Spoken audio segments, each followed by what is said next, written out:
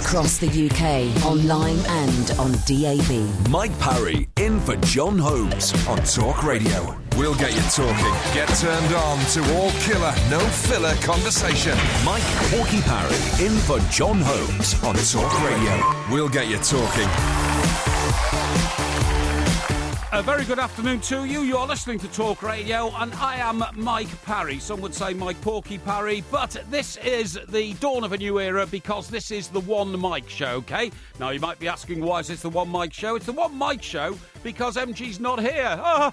Liberation! So I can talk some sense to you today without the oaf getting involved. Now then, we've got a cracking show for the next 3 hours, 1 till 4 here. I'm going to be talking to you about a multiplicity of subjects, all of which you'll find I'm probably an expert upon, OK? HMS Queen Elizabeth, I call that the boat in my pond. The pond, of course, being Portsmouth Harbour, and my balcony comes down right to the sea edge overlooking that magnificent ship. I'm going to talk to you about it in a minute with the defence correspondent of the Portsmouth News. We're also going to be talking about the Shard. That's the tallest building in Europe, but not many people know why it's there. But, of course, it is there. It's a magnificent building. I'm going to talk to the author of a book about that, Howard Watson. I'm looking forward to that very much indeed. And do you play Lego? Because David Beckham does play Lego. He's just spent 4 days putting together a Lego version of Disneyland. He's very proud of himself. I didn't know adults played with Lego or had Lego sets, but apparently they have.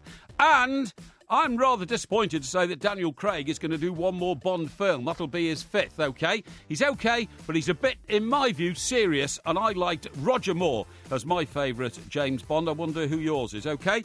All this and much, much more. But there is a moment that you can make radio history today. This is the One Mike Show. It's the first time we've ever broadcast, and I want you to call in. If you call in very, very soon, you could be the first ever caller to the historic One Mike Show. You will be making radio history. We will clip that bit of radio history and send it back to you for you to keep on your mobile phone forever. You can go into a pub, a club, you can go and see your family, you can say, listen to this, and then you will hear yourself talking to the Portmeister here, and you will be an historical figure. The number is, I'll give you this in the non-mangled mouth version, OK? It's 0344 499 1000. Get dialing right now. I'm with you between now and 4 o'clock.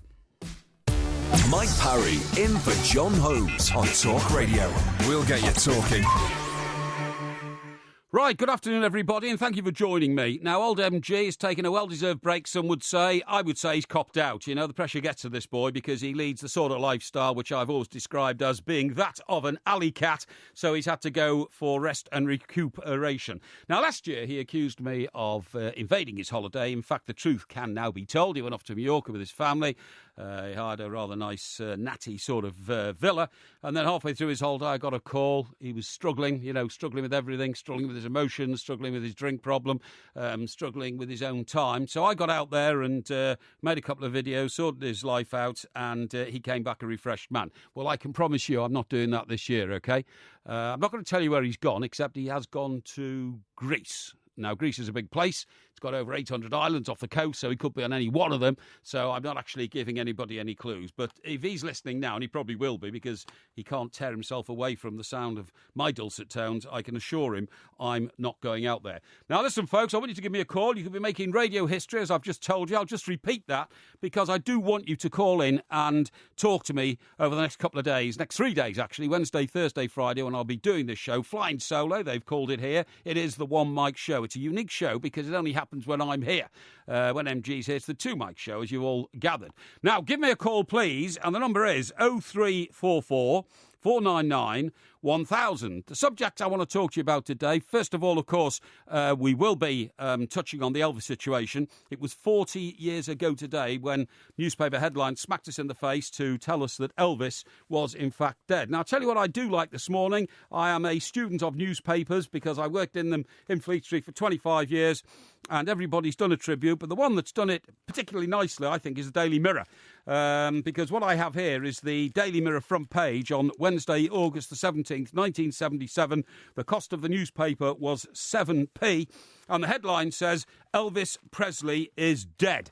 Do you know what? Sometimes those simple headlines are the most impactful. Why would you need to put anything else there? Why would you need to call him the king or anything? Elvis Presley is dead says it all, doesn't it? Now, this story was written by a chap called Anthony Delano in New York. That's the byline on the front. And Anthony Delano is an old friend of MG and ours. When we worked in New York, we knew Anthony very well indeed. He wrote a number of books about rock stars. I think he wrote one also about Ronnie Biggs, the fugitive from the Great Train Robbery. And I love these reproductions from those days. The story says Elvis Presley, the unchallenged king of rock and roll, is dead, and the 42-year-old superstar who had millions of adoring fans throughout the world was alone when the end came yesterday. He collapsed yesterday afternoon, in the sprawling mansion in Memphis, Tennessee, that he had turned into a fortress against the world. That place, of course, was called Graceland. Elvis was found by his road manager. He gave him the kiss of life, but could not revive him. Story underneath that says, "The rock world mourns." It's by a reporter called Jack Lewis. Picture on the front of Elvis with his wife, Priscilla. They were married for 6 years. And then the pull-out in the middle, half the paper that day was given over to Elvis because obviously he was the original and biggest rock star the world had ever seen, and may still carry that title, may remain with it. In the middle here, story, Farewell with Rock in the Pulpit by Garth Gibbs, an old friend of ours as well, a South African chap who was very popular around New York, and you know that brings back memories to you. And on the back of this mirror pullout, a most iconic picture. It's a picture of Elvis lying in his coffin. These sort of things happen in America. The caskets, as they call them, we call them coffins in this country. The caskets usually have like two lids to them, which is split in the middle, and the lid at the bottom end of the body is closed down, but the one at the top is lifted up so people can file past and they can actually pay tribute to the deceased, which in this case happened to be Elvis. Anyway, give us a call if you want to talk to me about Elvis, because I want to talk to you about him. 0344 499 1000. In fact, we have our very first caller to the show, so this is an historic moment for Matthew in Blackpool, right? He wants to talk to me about going on holiday or not, and I want to talk to him about why it's not good. Matthew, good afternoon to you. Good afternoon, Porky. Yeah, very nice to hear from you. Thank you very much indeed. How does it feel to be an historic member of the radio industry? Oh, I can't believe it. I hope everything goes well today and the next couple of days. I think it certainly will, Matthew, and thank you very much indeed. Actually, there were 14 callers, all came in about the same time. We picked you at random. One reason why I picked you, Matthew, is because Blackpool is one of my favourite towns in the world. And did you know it is roller coaster day today? Is it? It's International Roller Coaster Day. I'm not joking, it really is. And of course, in Blackpool you have the big one. Is it called the big one? It is, yeah. I mean, Blackpool's a terrific night out, not just a stag and hen party. I mean, for any group of lads that just want to go out, have a good time. Yes. It's still got the buzz factor. It's still got the buzz factor. The Golden Mile. The only thing I objected to last time I was at the Golden Mile was the amount of litter that was knocking around on the streets. But I'm afraid that's a national problem. We have a national obsession. Now, Matthew, we will talk about Elvis in a moment, but you've rung me specifically because you're one of the few people in the world who seems to agree with me. You don't need to go on holiday to have a good life, do you? No, not at all. I used to go on holiday quite a lot when I was a lot younger with the lads. We used to go to Magaluf, Ibiza, etc. But as you get a little bit older, I'd rather spend my money on having a nice house, having a nice car, going out for a nice meal. Yes. I just think it's quite a bit of a bore, really, going on holidays with all the travel chaos, etc. You seem to like nice things in life. You talked about a nice meal and a nice car and a nice house. I mean, are you one of these kind of selfish people who don't really care about anybody else in your life as long as everything's nice for you? Possibly, yeah, but I think that's really the way to be sometimes. Yeah, I suppose, actually, living in Blackpool, you don't really need to go on holiday, do you? Because all you do is take a stroll down the front, don't you? And you've got all the atmosphere and feelings of a holiday all around you. Exactly, yeah. You've got Manchester, you've got Liverpool for nights out. They're only about an hour away. Great hotels in Liverpool and Manchester. Yeah, but hang on. What about the countryside? What about the Lake District? Lake District's only an hour up the road, isn't it? Lake District is great. You go over to Kendal. You can go further north. That's right. It's quite a good place to be. That's right, absolutely. Now, the only thing I need to ask you, Matthew, is which team you support. You live in Blackpool. I suppose it's Blackpool, and that must be a bit of a cross to bear.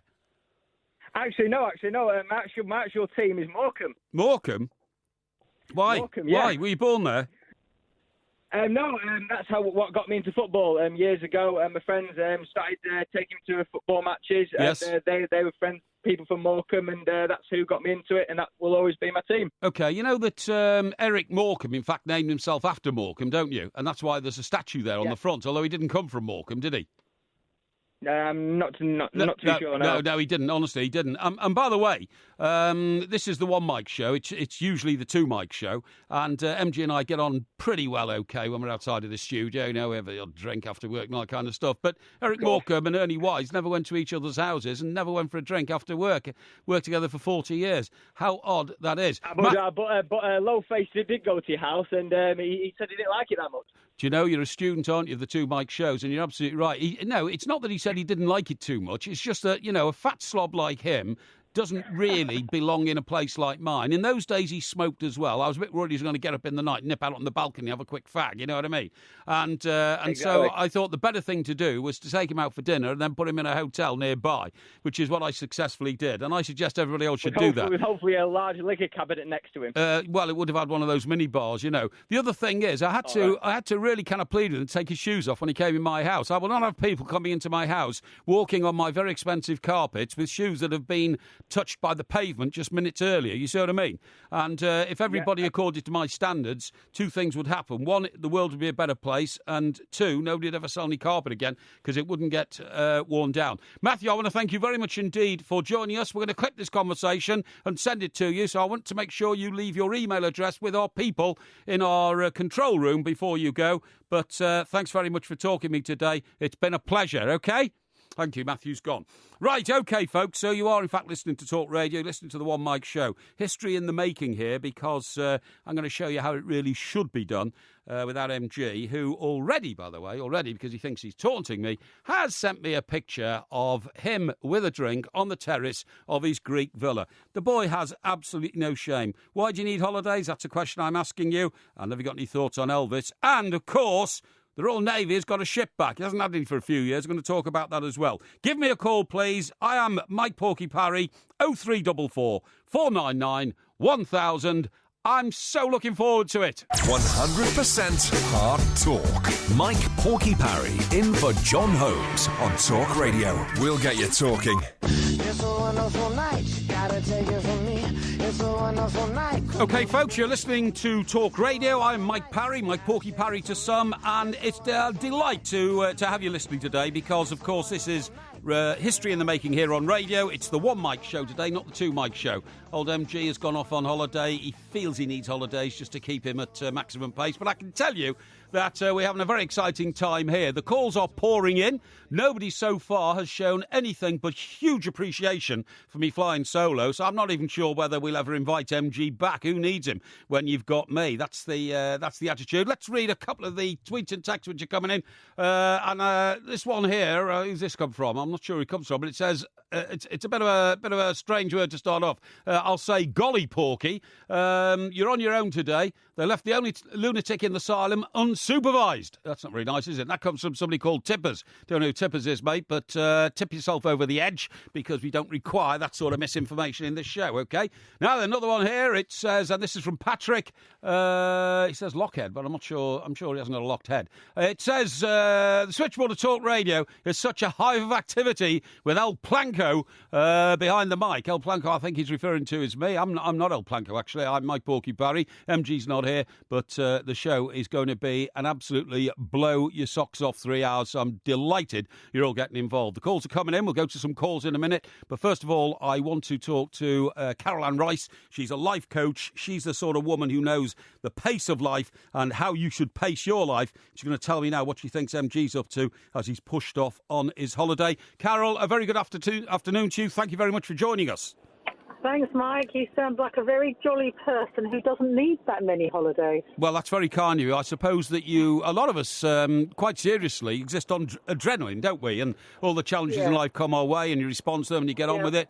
I'm a bit of an unusual person, Carol, although you will tell me because you're an expert here, but I actually only feel relaxed when I'm working. I don't feel relaxed when I'm not, if you see what I mean. I do sort of know. Well, obviously, you're in your flow. You'll naturally enjoy your work. And I was to one of your researchers earlier. Yeah. What about this for a thought? Have the sort of life that you don't need a holiday from. Mm-hmm. And that's almost like an alien concept to most people, because we live from, as long as I can get to the weekend, I'll have my fun then. Yeah. I can't wait till 5 or 6 o'clock tonight so my life can begin. I can't wait for my holiday. I can't wait for Christmas. I can't wait for the bank holiday. So it's like, what are you running away from? This is your life. Yes. Why not improve it so you don't need a holiday from it? Well, I take that absolutely. In fairness to my working colleague, MG, he is a father of 4 children.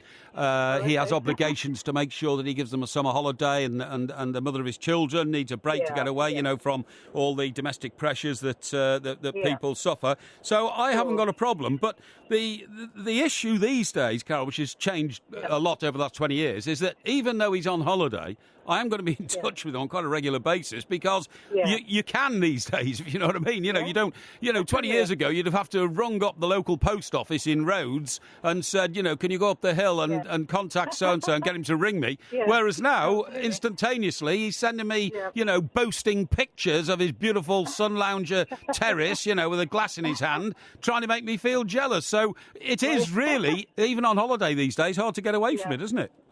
It's hard to get away from it, and he obviously wants to make a connection with you, so he's not completely cutting off and de-stressing, is he? No. And well, the other thing is, I think...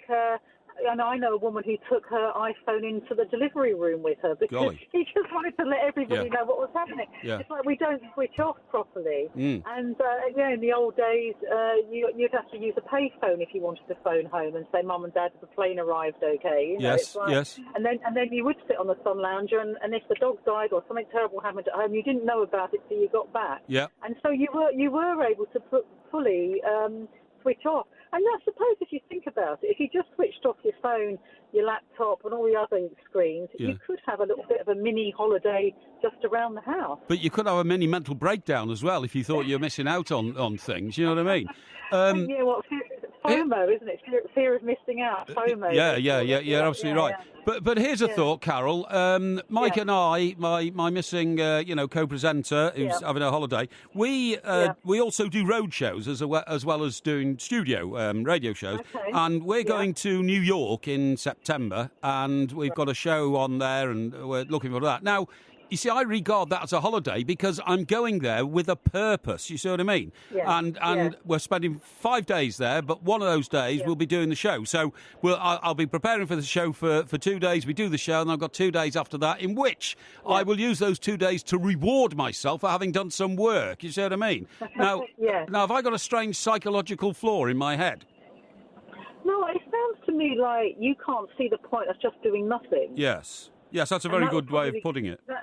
That could be very stressful for you to actually be bored and lying around and having no connection. You sound at your best when you're actively doing something creative and connecting with people. That to you is relaxation. For others, it's just like, let's just zone out and kind of goof off and lie around and drink wine and not think about anything. Sure. But for you, that would be a stressful thing. And I know that maybe some of your female listeners, and it's not necessarily just a female issue, but I can't rest at night if the living room looks messy. I have to really tidy up before I can relax, because I can't relax if I can see jobs that need to be done. So and yet, guys might just flop on the sofa with the magazines and cups lying everywhere and it not bother them. So it's a bit like you. I can't relax until I've done my work. No. And then I can switch off. Yeah. Well, funny enough, I'm very much like you. I can't bear clutter and all that kind of stuff. And if I go to bed and I get up the next morning, I've left orange peel on the table next to my chair. I crucify myself with, my inability to have got things right before I went to bed. So you're absolutely right. Carol, I want to thank you very much indeed for joining me. I don't resent old MG having a holiday. He needs one. He'll come back a better man. But that's Caroline Rice, life coach and columnist in, amongst other newspapers, the Daily Express. Carol, thank you for joining me. Right, we've got some tweets and texts going here. Right, it says here, who's this from? Brian. Now, Brian is trying to educate me here. He's saying, crikey, Porky, MG, we all know Mike has gone to Rhodes, as stated on the show yesterday. Actually, when I saw this a few seconds ago, I thought it's OK to say he's gone to Rhodes. I didn't realise we'd already revealed the location. But Rhodes is a big place, so don't worry about it, because nobody will be tracking him down there. Now, it says here, did you know that a member of your production staff is also going there? Aha, I see. People have been talking behind my back in the production room here. Do not listen to your own show. Have a good show. As the Liverpool people say, calm down, calm down. You have the gig to yourself. Regards, Brian. Brian, that's very kind of you. Thank you very much indeed for contributing to the show. So, folks, I want you to give me a call. The first caller on the One Mike Show has already rung up and talked to us, chap from Blackpool, but I want to hear from people all over the country. I am a northern boy myself. I'm from the northwest of England. I'm from the beautiful city of Chester. So the more northern callers we get, the better, because MG, when he's here, he has a bias against people from the north. That boy cannot leave the M25 going north without getting a nosebleed. So that's probably why it's a good idea that he's in Rhodes and I'm here when we're going to talk to our northern callers. The number is 0344 499 1000. Now, when MG reads that out, he does it like this: 0344 499 1000. How are you supposed to know what the number is unless you read it out precisely so you people can get in touch? Also, you can email via the website at talkradio.co.uk, or you can text TALK, T-A-L-K, and your message to 87222, OK? That costs 25p plus normal sending charges. Tweet us, please, and I'd love to read your tweets at Talk Radio, OK? This is Mike Porky Parry. You're listening to Talk Radio. I'm with you until 4 o'clock. Thank you very much indeed, Victoria. And how are you today? I'm good, thanks, Mike. How are you on your own? Oh, I'm doing fine, thanks. It's much easier. I haven't got to, make space for the inane ramblings of old MG. He's put a bit of weight on recently as well, so I feel his presence in the studio even more than I used to. That's you know quite what unkind. I mean? You just fat-shamed your colleague on air. No, I think you'll find that he's given up smoking, so there is actually a realistic reason why he's put a few pounds on, you know what I mean?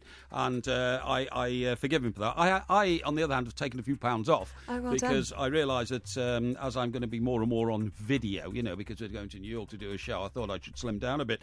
What is your view on holidays, Victoria? I love them. Do you? I just wish I had more money so I could go on more of them. Really? Yeah. Did you recently go on a surfing holiday? It was a few months ago now, but I did. I went to Costa Rica back in March. Wow. That's ages ago now. Okay, and so you're a bit of a surfing expert, I suppose. No, I'm terrible, but I love it. What do you think about seeing Mr. David Cameron, the former Prime Minister, looking like a blubbery whale, splashing around in the waves in Cornwall? Why are you fat-shaming everyone? No, I'm not. I don't do that. No one looks good in a wetsuit. Really? Yeah. Okay. No one. You sure? They're horrible things. Are they? Yeah. But they're necessary, aren't they? Otherwise you freeze to death. Well, especially in British waters, Can you actually stand up on a surfboard? Yeah. Can you? Yeah. Because that's quite a skill, isn't it? Yes. We talked to surfing expert down there in Cornwall who runs a surfing school and all that. He says it takes about 4 hours to be able to get up on 4 hours of lessons to get up on a surfboard. Is that right? I can believe that. It probably took me longer because I'm not a natural. Okay, and can you actually ride like a big crest of a wave now? You see what I mean? Not a massive wave, but the smaller ones I can. Okay, yeah. That's excellent. Good. And when is your next surfing holiday? I'm hoping the first weekend of September, but that may or may not happen just yet. Well, I wish you luck. Thank you very much indeed. Can you surf? No, I can't surf. Have you ever tried? I've body surfed, if you see what I mean. It's not the same thing. No, I know it's completely different. No, my sense of balance, believe me, has been wrecked over the years by the imbibement of alcohol and a scrambled brain. So you don't fancy getting in touch with this Cornish surf instructor and having a go, though? I don't really, to be honest. I like Cornwall. I think it's great. Poldark country, favourite, but I prefer to stay dry rather than wet. You won't get me in a wetsuit either. I'd look ridiculous. Victoria, thank you very much indeed. We'll be hearing from you regularly throughout the show. This is Mike Parry. We're on Talk Radio and with you till 4 o'clock.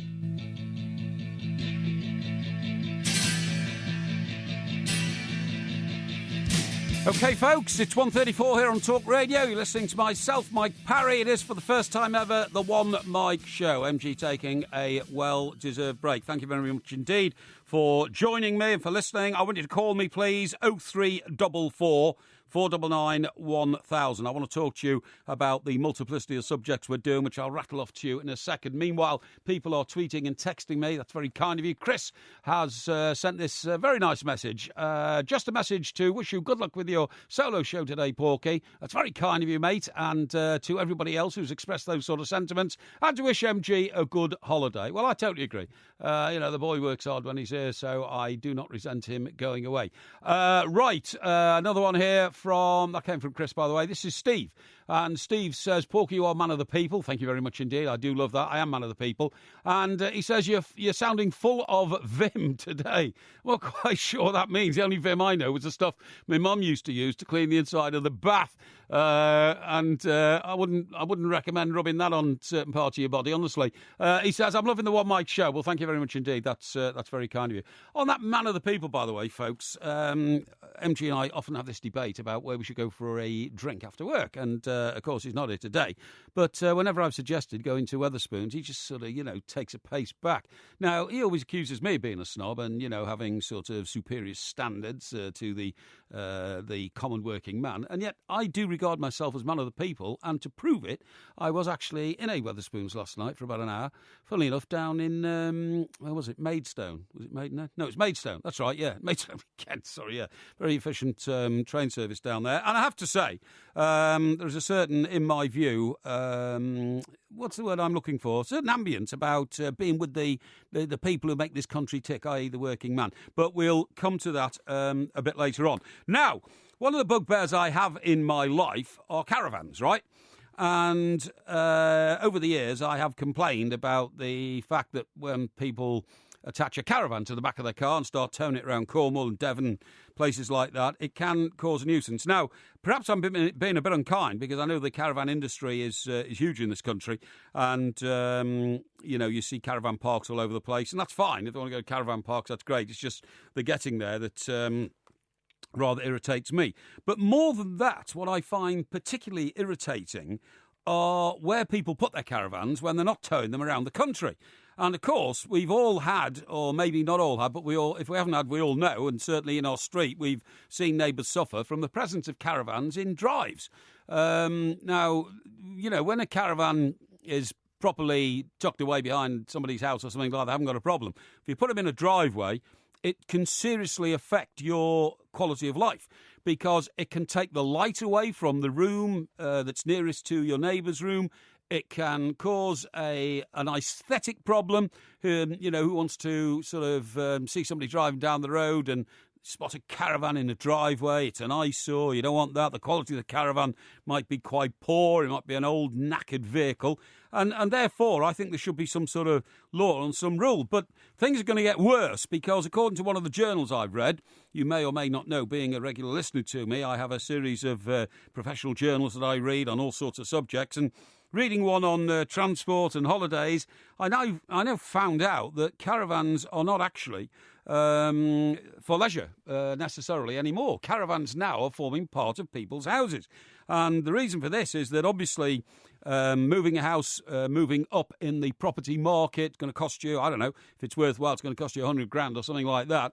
People are deciding instead to stay where they are. And if their family suddenly expands, instead of building an extension on the house, which a lot of people do, instead of sort of putting, an extra room on or converting maybe your garage into a spare room, which I know many people have done and lots of people that I've seen have done.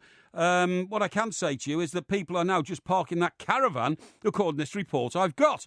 It says Britain's staycation trend is a factor behind the increase in the sales of caravans, but it has emerged that another, even less glamorous phenomenon is behind the rise, and this is the housing crisis, OK? Now, this comes from the National Caravan Council, which represents the caravan industry, but also, not just the caravan industry, the motorhome industry. And I think the reason why we see fewer caravans on the road these days is we see more motorhomes. And these are things in which people literally drive around, and when they get to where they're going, they just switch off the engine, get out of the driving seat, walk round the back, open the door and get into what is effectively their lounge and bedroom. And they too, I think, are a problem, but they can be incredibly luxurious. But this report says with house prices close to an all-time high, Families are squeezing into even smaller homes, and the number able to comfortably host visiting relatives has dwindled. Now, the funny thing is, I've had a terrible experience of this. I went to see a mate of mine who's a photographer in the Midlands a couple of years ago, and he lived in one of these sort of rural, sort of semi-farm type places, a sort of small holding, I suppose you could call it. Anyway, I get to his house, his big house, and I thought, this is great, have a bedroom upstairs for me, an ensuite bathroom or something like that. What did I find out? I found out that his son, who was grown-up son, had had a bit of a party. All his mates had come to stay, and I was banished to a really leaky old caravan round the back of the house. It didn't have a bathroom. I had to come out of the caravan in the middle of the night when it's raining and find the outside loo. So it's not something that I would say is a preferable mode of living. But if you do, then give me a call. If I'm being really, really anti-caravanic, give me a call, because I will debate the issue with you. I think caravans can be a scourge, but of course I know some of you love caravans. Some famous politicians have spent their holidays towing their caravans around and enjoying themselves in fields in France and all that kind of stuff. Give me a call and I will talk to you about that and explain to you why I can get you off the caravan. 0344 499 1000. You are listening, of course, to Mike Porky Parry. I am on Talk Radio. I'm going to be with you till 4 o'clock. MG's not here. This is Historic Broadcasting, the One Mike Show. Give me a call. This is Talk Radio. It's 140.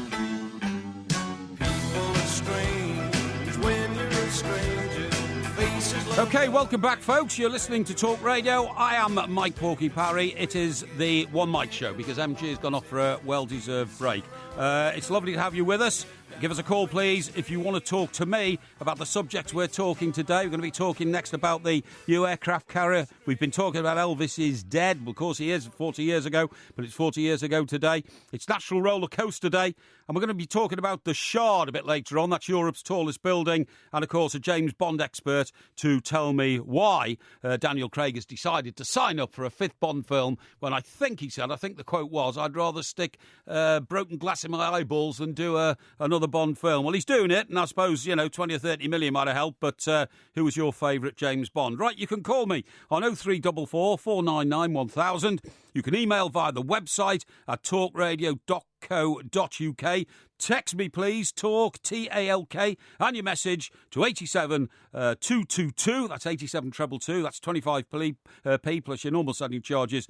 Or tweet at Talk Radio. I love communicating with you in any way you want to communicate, because that's the nature of our business. Right, now I'm delighted to say, inviting onto the show now, a true expert, Tom Cottrell, who is a defence correspondent at the Portsmouth News. Portsmouth, of course, is our biggest naval base. It was once the biggest naval base in the world. Historically, of course, it will always be remembered as Lord Nelson's base. And that's why Tom Cottrell's going to tell us now why we have restored a bit of pride to the Royal Navy today with the arrival of the new aircraft carrier HMS Queen Elizabeth. Tom, a very good afternoon to you, and thank you very much indeed for joining us. Absolutely, Mike. What an introduction. Blimey.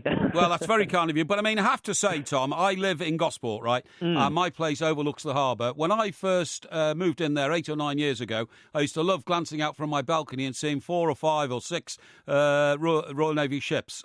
Slowly, they've all been taken off and scrapped, replaced by the 45s, which I know can do the job of 2 or 3 ships, but we still don't see many. So my heart is absolutely lifted by the arrival of this magnificent vessel today. Will it be the start of a resurgence of activity in Portsmouth Harbour? Well, I think that is the ambition and that is the aim. You said about it yourself, the amount of ships that the naval base used to have.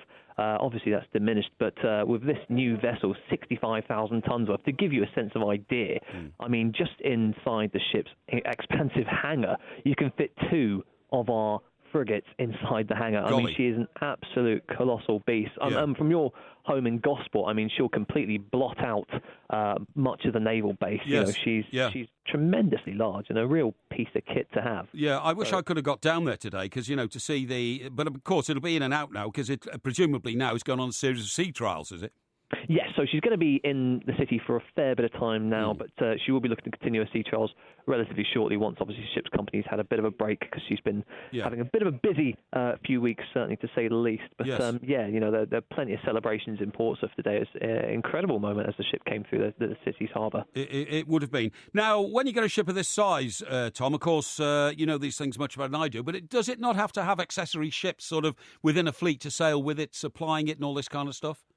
It does. I mean, the supply network to man a ship like this is incredible. I mean, at the moment, she's got a ship's company of about 700 people, but that's only a small fraction of how many suppliers need to kind of support the ship. There's a wide array of kind of defence contractors, maintenance operators. I mean, we're looking at hundreds of people just to maintain the ship and just to make sure the ship's equipped to go out to sea. Yes. It's a real major operation and a huge boom for Portsmouth because it's going to mean a jobs boost somewhere in the region of around about 2,000 jobs over the kind of 50-year lifespan. So it's a massive coup for this. It is, and it's fantastic. Now, just getting to how we arrived here, Tom, of course, you defence correspondent. I mean, those ships I said were there 8 or 9 years ago, I think they were Type 43s. And the next time I see them, I go to a pub called the Jolly Roger around the back of the harbour, and they're all parked up there, and they're literally being bits are being taken off them, for spares for other ships and all that. I mean, at one stage, we really did run down the Royal Navy to dangerously low levels, didn't we?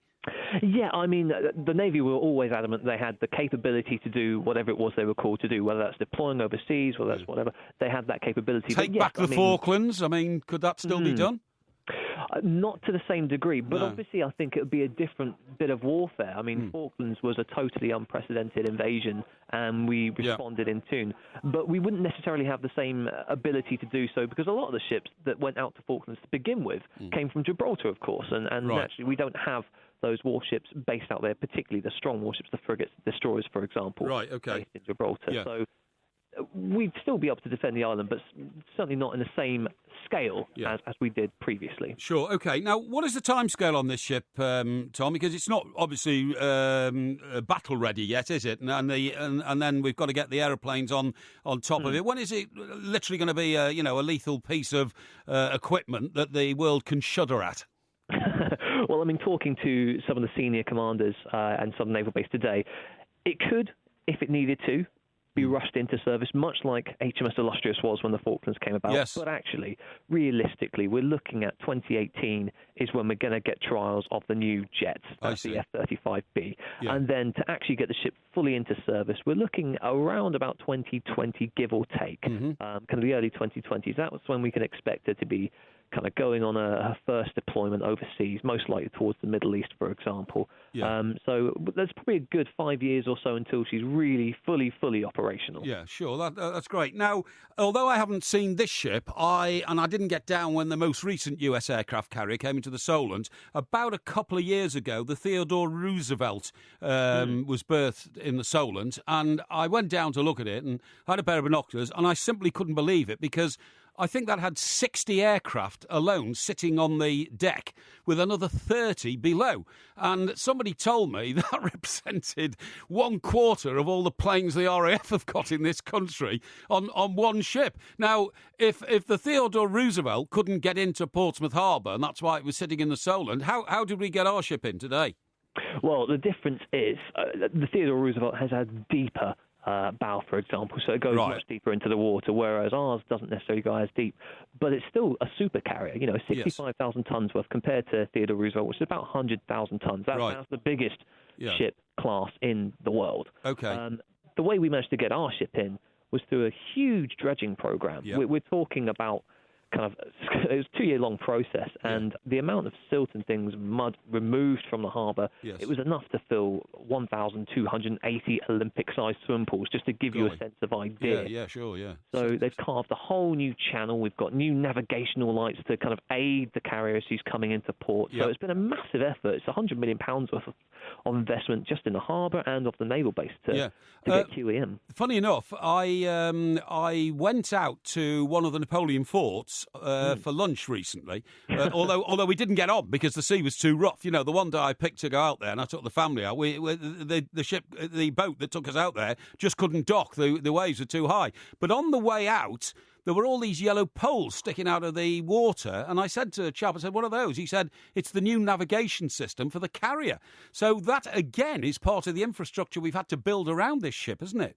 Absolutely, and these poles are one of a kind in England, and certainly, from my knowledge at least, I can't think of anything like them in the world. There may well be some, but these are 33 tons a piece, and the way they work is really fascinating. So as the carrier's coming in, she's going to be lining up. There are two kind of pairs working in threes, and she's got to line up with a central light, and that's basically helping her to guide her way into the port. It's making sure that the ship's company, the person responsible for navigating the ship into the city, has a good idea of the right line to come through the harbour, because obviously there isn't much space to the left or to the right of her, and with a carrier that's 280 metres long, being just 5 degrees off course, could put her uncomfortably close to the harbour wall. So it's a very interesting. Is that right? Crikey, because I've often sat in the Still and West, the pub restaurant right at the mouth of the harbour there, and I thought, well, it's so wide you could bring the old carriers in sideways, but it's so big, is it, that you've got to make absolutely sure you're on that correct line into the harbour, yeah?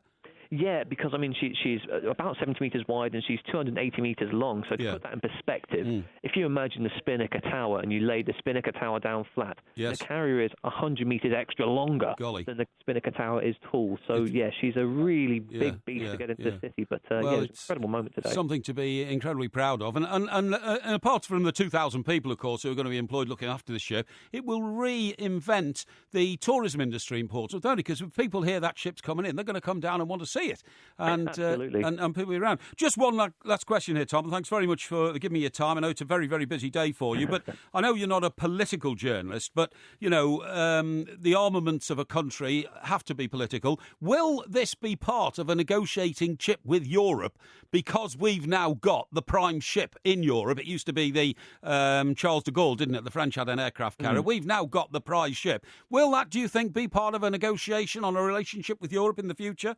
I don't necessarily know it will be part of the negotiation in Europe, but it's certainly strengthening our hand post-Brexit. What it means for the UK is it's showing that we've got that real strength and that power to deliver 2 new aircraft carriers. And we're one of 3 other countries that are building aircraft carriers. Yes. So we're really putting a statement of intent saying that we're a global power and that we are capable of delivering that for 50-odd years. And this is something that Portsmouth is going to be remarkably proud of as a home of the Royal Navy, home of the carriers. Yes. It's a huge moment for the city and a real milestone for the Royal Navy. Certainly is. Have you done a special today, a special paper? Absolutely. Absolutely. We've got a 40-page supplement in the paper today. It's free of charge for people buying it. Then we're looking to get another 8-page supplement full of pictures in tomorrow's edition as well. That's absolutely fantastic. When will you be able to get on board?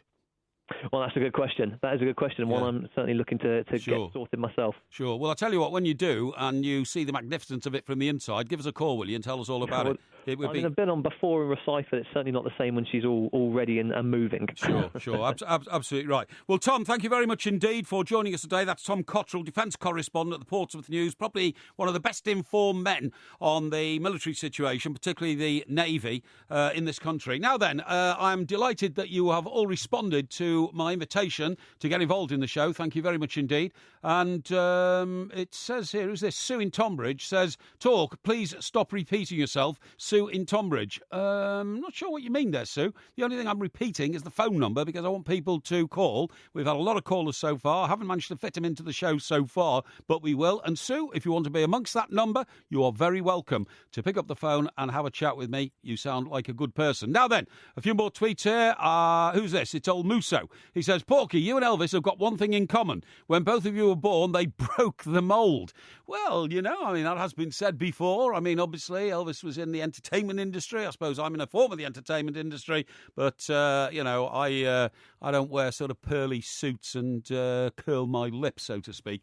Right, another one here from Jamie. He says, how will Mike Parry cope today on his own at Talk Radio? Well, I think you can make up your own mind on that one, Jamie. I have to say, this studio is much more comfortable without MG. MG's put a bit of weight on recently. This isn't the biggest studio in the world. There's plenty of space, but it feels like light has come in through the window with MG not sitting where he normally does, blocking out the light. I'm only joking. And one here from Rob. And Rob says, I thought Porky was about to tell his newsreader colleague he was the surfing champion of Britain. No, I wasn't. Why would I make a claim like that? Are you trying to suggest that I tell you things about my life which are not consistently accurate? I don't think so. The things that have happened in my life have been quite remarkable. Some of you who have been listening to me for a long time will know of them all. And I'll tell you what, might be able to relate a few of those over the next 2 or 3 days. Right, OK, folks, we've got a very, very packed show for the next 2 hours. It's coming up to the end of the first hour, another 2 hours to go. We're going to be talking about National Roller Coaster Day. We're going to be talking about the Shard. Going to be talking about James Bond and something else that you will not be surprised about. Now, everybody said to me, oh, Porky, you know, when you get onto the One Mike show, you know, all it's going to be is Wayne Rooney and the Beatles, right? Well, I haven't mentioned Wayne Rooney yet. Well, I have just mentioned him, obviously, but that's to tell you that I haven't mentioned him, if you see what I mean. As for the Beatles, well, look, you have to remember that it's not just me who's interested in the Beatles. That's why every time Paul McCartney puts out a tweet, he gets like tens of thousands of people responding to him. We are going to be talking Beatles today, but for a very specific reason, and that is that on this day in 1962, a chap called Pete Best was the drummer of the Beatles until 4 o'clock in the afternoon when he was replaced as the drummer of the Beatles by one Ringo Starr. If that's not an historical moment in the history of rock and roll, I don't know what is. And let me tell you this, I'm going to attach that story to a campaign that I'm going to start to get a knighthood for Ringo Starr. Why has Ringo Starr not got a knighthood? The only other living Beatle, Paul McCartney, has a knighthood. Ringo deserves one. He's one of the greatest and most iconic figures in rock and roll living today, and it's a damn disgrace because people over the years have said, oh, Ringo was just a lucky man who got into the group because somebody else got out. That's not true. Ringo was very influential, as any musician will tell you. Right, you're listening to Talk Radio. I'm Mike Porky Parry. Give me a call, please, 0344 499 1000. Very shortly, we shall be getting the news from Victoria Bourne. I'm with you till 4 o'clock. OK, folks, you're listening to Talk Radio. Thank you very much indeed for tuning in today. It is history in the making. It's the One Mike Show. The other Mike Graham, off on a well-earned rest. He's gone off to Rhodes with his family. Good for the guy. He sent me already a picture of him enjoying a beer on the veranda or the terrace. But I don't care because I'm happy to be here and to entertain you. I want you to give me a call, please. 0344 499 1000. I also want you to get hold of me on Twitter at Talk Radio. It's an historic day for another reason, and that is that it's 40 years since the death of the King, Elvis Presley. I've already told you a bit about it, but I thought I should pay my own personal tribute, so you would have demanded it sometime for me to sing on this show. Here comes my tribute.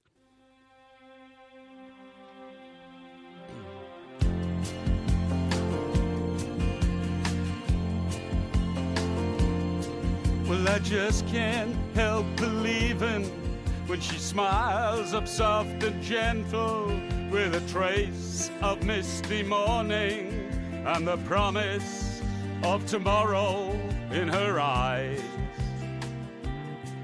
I just can't help believing when she's lying close beside me and my heart beats with the rhythm of her sighs. This time the girl is gonna stay. This time the girl is gonna stay for more than just a day.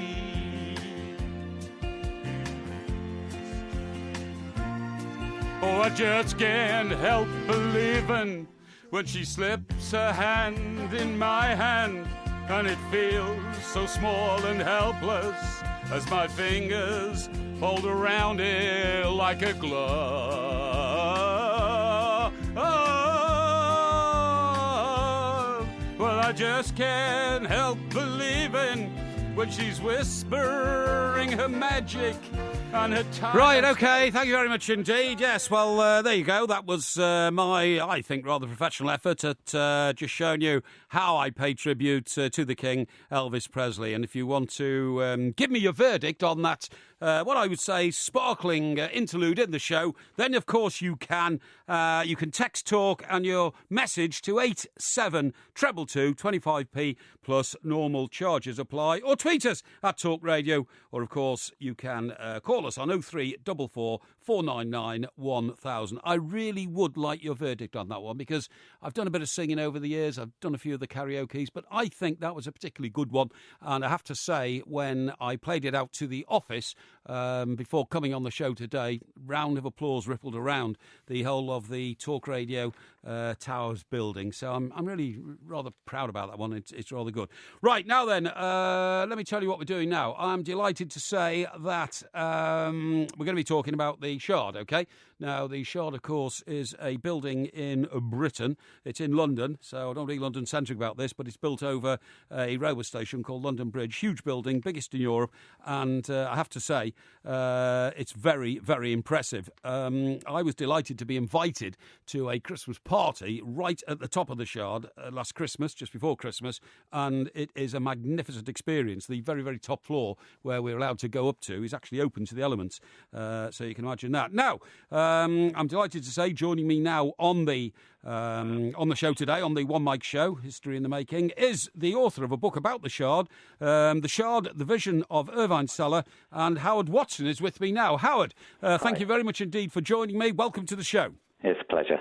Thank you. Howard, I've got here a review of the book, OK, and it comes from Spectator magazine, and the opening sentence is quite puzzling to me. It says, "The Shard is an unnecessary building. Nobody apart from its developer ever asked for it to be built." What is all that about?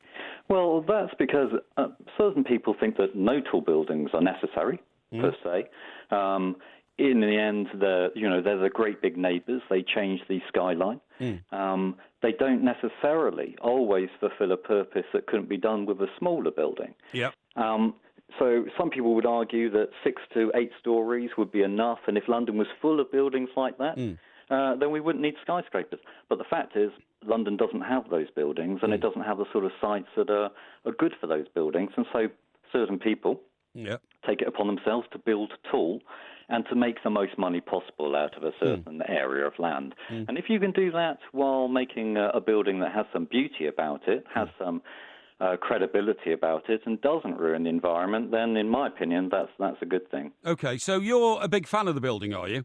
I am a big fan of the building, but what I really wanted to discover was how somebody could change our skyline, whether you're a fan of the building or not. And in fact, there was a lot of negativity about the building to begin with. Depending on your perspective, the Shard was going to be built at the wrong height, in the wrong place, on the wrong side of the river, at the wrong time, and by the wrong man, the wrong developer as well. Who's the subtitle of your book is The Vision of Irvine Cellar. So tell me what role he had in this building. Well, that's right. The architect is a very well-known international architect called Renzo Piano. Yeah. But architects can do nothing without a developer who are stumping up the money to actually get the building constructed. Now, Irvine Cellar was, at the time that he announced that he was going to build this very ambitious, 1,000-foot building, he was a property developer, but he had actually never built a tall building before. Right. Never in his life. And at the beginning of the century, when he made his announcement, almost everybody in the construction and building industries and so on thought he was A, joking, and B, just trying to pump up interest in a plot of land that he had bought. Yeah. But what they hadn't reckoned on is the sheer determination of this man and his ability to see potential and to work angles. He was actually originally a market trader in the 1950s. Yeah. And then he became one of the major players on Carnaby Street. And he saw an opportunity on Carnaby Street to revitalise how people bought their clothes. He was the first person. Well, in the 60s, you mean? In the 60s. Yeah, that's interesting. He got men and women to shop in the same shop together at the same time buying clothes. Yeah. No one had done that except for a department store before in Britain. So he was a man who always worked the angles. And when he went into property, he took the same kind of attitude. That he would do something that no one had done before. So he built on the wrong side of the river, he built a higher building, and it's a building whose shape doesn't actually economically necessarily make sense because it's tapers as it goes up, so you've got less and less revenue as the building goes up. But it's a kind of an exhibition of his determination. Well, I think it's a terrific building. I love it. When I come to work, I come in through London Bridge, depending on what time of day I'm working, and I saw it start. I mean, from the very start. I remember looking down into the foundations, which were as deep as almost as the building is high, if you see what I mean. And since then, I think you might have heard me say, introducing you to the show, I've been to a Christmas party right in the top of the building, and I think it's a magnificent structure, and I don't know why anybody would argue against it. I mean, the people of Sydney love the Sydney Opera House because it's so unusual, and we should have that same feeling about the Shard. When people, talk about London and they mention the Shard, that's what London's all about, being different, being a great city. One thing I wanted to ask you about here, Howard, was, again, part of this review that I read, it said the Shard is merely a gigantic financial speculation, majority funded by Qatari money. I mean, I've read a bit more about that, and it's almost as if somebody's suggesting, well, the Qataris have got so much money now, they've just got to spend it somewhere, so they whipped up this building in London. Well, the building was already in line to be built. It already had planning permission, had been through a planning inquiry years beforehand. And what happened was that in 2007, Irvine Seller had all the investment in place. We're talking millions and millions and millions of dollars. Yeah. And it was all ready to be signed off towards the end of 2007, and that's when the crash started happening. And his investment suddenly disappeared. But he already had a good relationship with the Qataris, and they wanted to have a profile in this country. They don't want to have an industry that is just based on oil. They want property investment, and they wanted to be linked to something that they thought was a fantastic quality signature building. And in that, it was a perfect marriage. They found, Irvine Seller with all his determination to get it built, Renzo Piano with his fantastic design, and they had the money, and they came together, and that allowed the Shard to be built. It wouldn't have been built otherwise. Yeah, well, that's absolutely fantastic. Now, I know you know a lot about these buildings in London, Howard. Has there been a distinct shift in thinking over the last 10 or 20 years? Because we didn't used to like skyscrapers, did we, in London? We thought that London was too old a city to, want to blot out St Paul's Cathedral and all that. But I'm told there's another 20 or 30 buildings, not the size of the Shard, but in the making to make us a forest of skyscrapers. Well, that's right. There are many, many proposals. How many of those really get built in the current environment? It's a whole other matter. It's a long way between a draftsman's board and a building getting built. Yeah. But we are more receptive to tall buildings now. And part of the work there really was done by the Gherkin, where people could understand that good design could mean a new identity for an area of London. Sure. It could be something that people could be proud of, and they could look up into the sky and give a kind of new psychogeography to London that was make it interesting and make it modern and contemporary to rub alongside all its historicism. Yeah, I see. Fine. Well, listen, that's great. Thank you very much indeed. I love the building. I'm delighted you've written a book about it. It makes it even more famous around the world, and that's what we should be all about. That, of course, was Howard Watson, the author of the book, The Shard, the vision of Irvine Seller, a remarkable man, who even in his, in his very later years, 70s and 82, I think, when he got this building up, is a monument to his ambition and his determination. Right, okay, folks, you are listening to Talk Radio. I am Mike Porky Parry. This is the One Mike Show. Now, I've had tremendous reaction to my rendition of, I don't even actually know what that song's called, actually. It's an Elvis song. I think it was called Just Another Day, was it? Or something like that. Anyway, I'll tell you that. I'll find out what the title of it was. All I do is sing it. I don't actually write them, you know what I mean? But we've got a load of calls here from people who want to give me their appreciation or otherwise of my karaoke version of the Elvis classic, and also a whole raft of tweets and texts, so you can get in on that. Text TALK, T-A-L-K, and your message to 87222, and of course you can tweet at Talk Radio. Okay, here on Talk Radio, it's 2:16. Her magic and her tears are shining, honey, sweet with love. This time the girl is gonna stay. This time the girl is gonna stay. This time the girl is gonna stay. For more than just a day. For more than just a day. For more than just a day. Roll it, mama. Right, there you go. OK, that was another little bit of my karaoke version of the Elvis classic, I Just Can't Help Believing. You may have thought I didn't know the title when I was talking about it earlier, but of course I did. I Just Can't Help Believing is one of Elvis's finest. OK, now I've had a reaction to that. It is, of course, the reason that we're talking Elvis is it was sadly 40 years ago today when he was found by a member of his staff in Gracelands, his mansion in Memphis, Tennessee. Heart, of course, of the country music world, and sadly that was it was all over for Elvis. And anybody who's ever been at Gracelands will realise the enormity of the impact the man had on just not just American life, but the whole world. Now, thank you very much indeed for your responses. We're going to go to the lines in a minute because some of you have decided to ring up and give me a view on my version of that. But let's read out some of the messages here. There's loads of them, so let's skip through a few. Aidan says, enjoying you on your own, Porky. No MG to keep you off the Benelin. Talk Radio will be off the air by tomorrow if you keep singing like that. Aidan, thank you very much indeed. Don't contact us again. We'll contact you. Right, here we go. Elvis, Porky, stick to feeding ducks, man. How can you wreck a song like that? That's very nice indeed, isn't it? Who's that come from? I'm not sure, but anyway, thank you very much. All contributions greatly received. Right, Alex says, Porky, fantastic effort singing Elvis. I thought it was the king himself at first. Wonderful. Thank you, Alex. Matthew says, Porky, singing Elvis, please make him stop. Somebody at Talk Radio, pull the shutters down. That's not very nice, Matthew, thank you.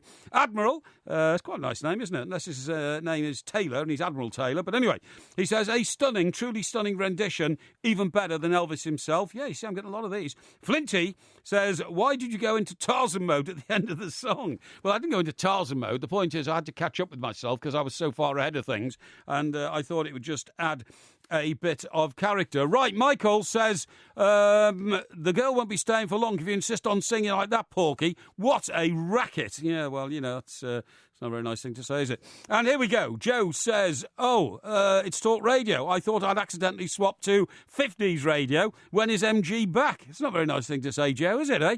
MG's back, in fact, next week, but by then you won't want him, believe me.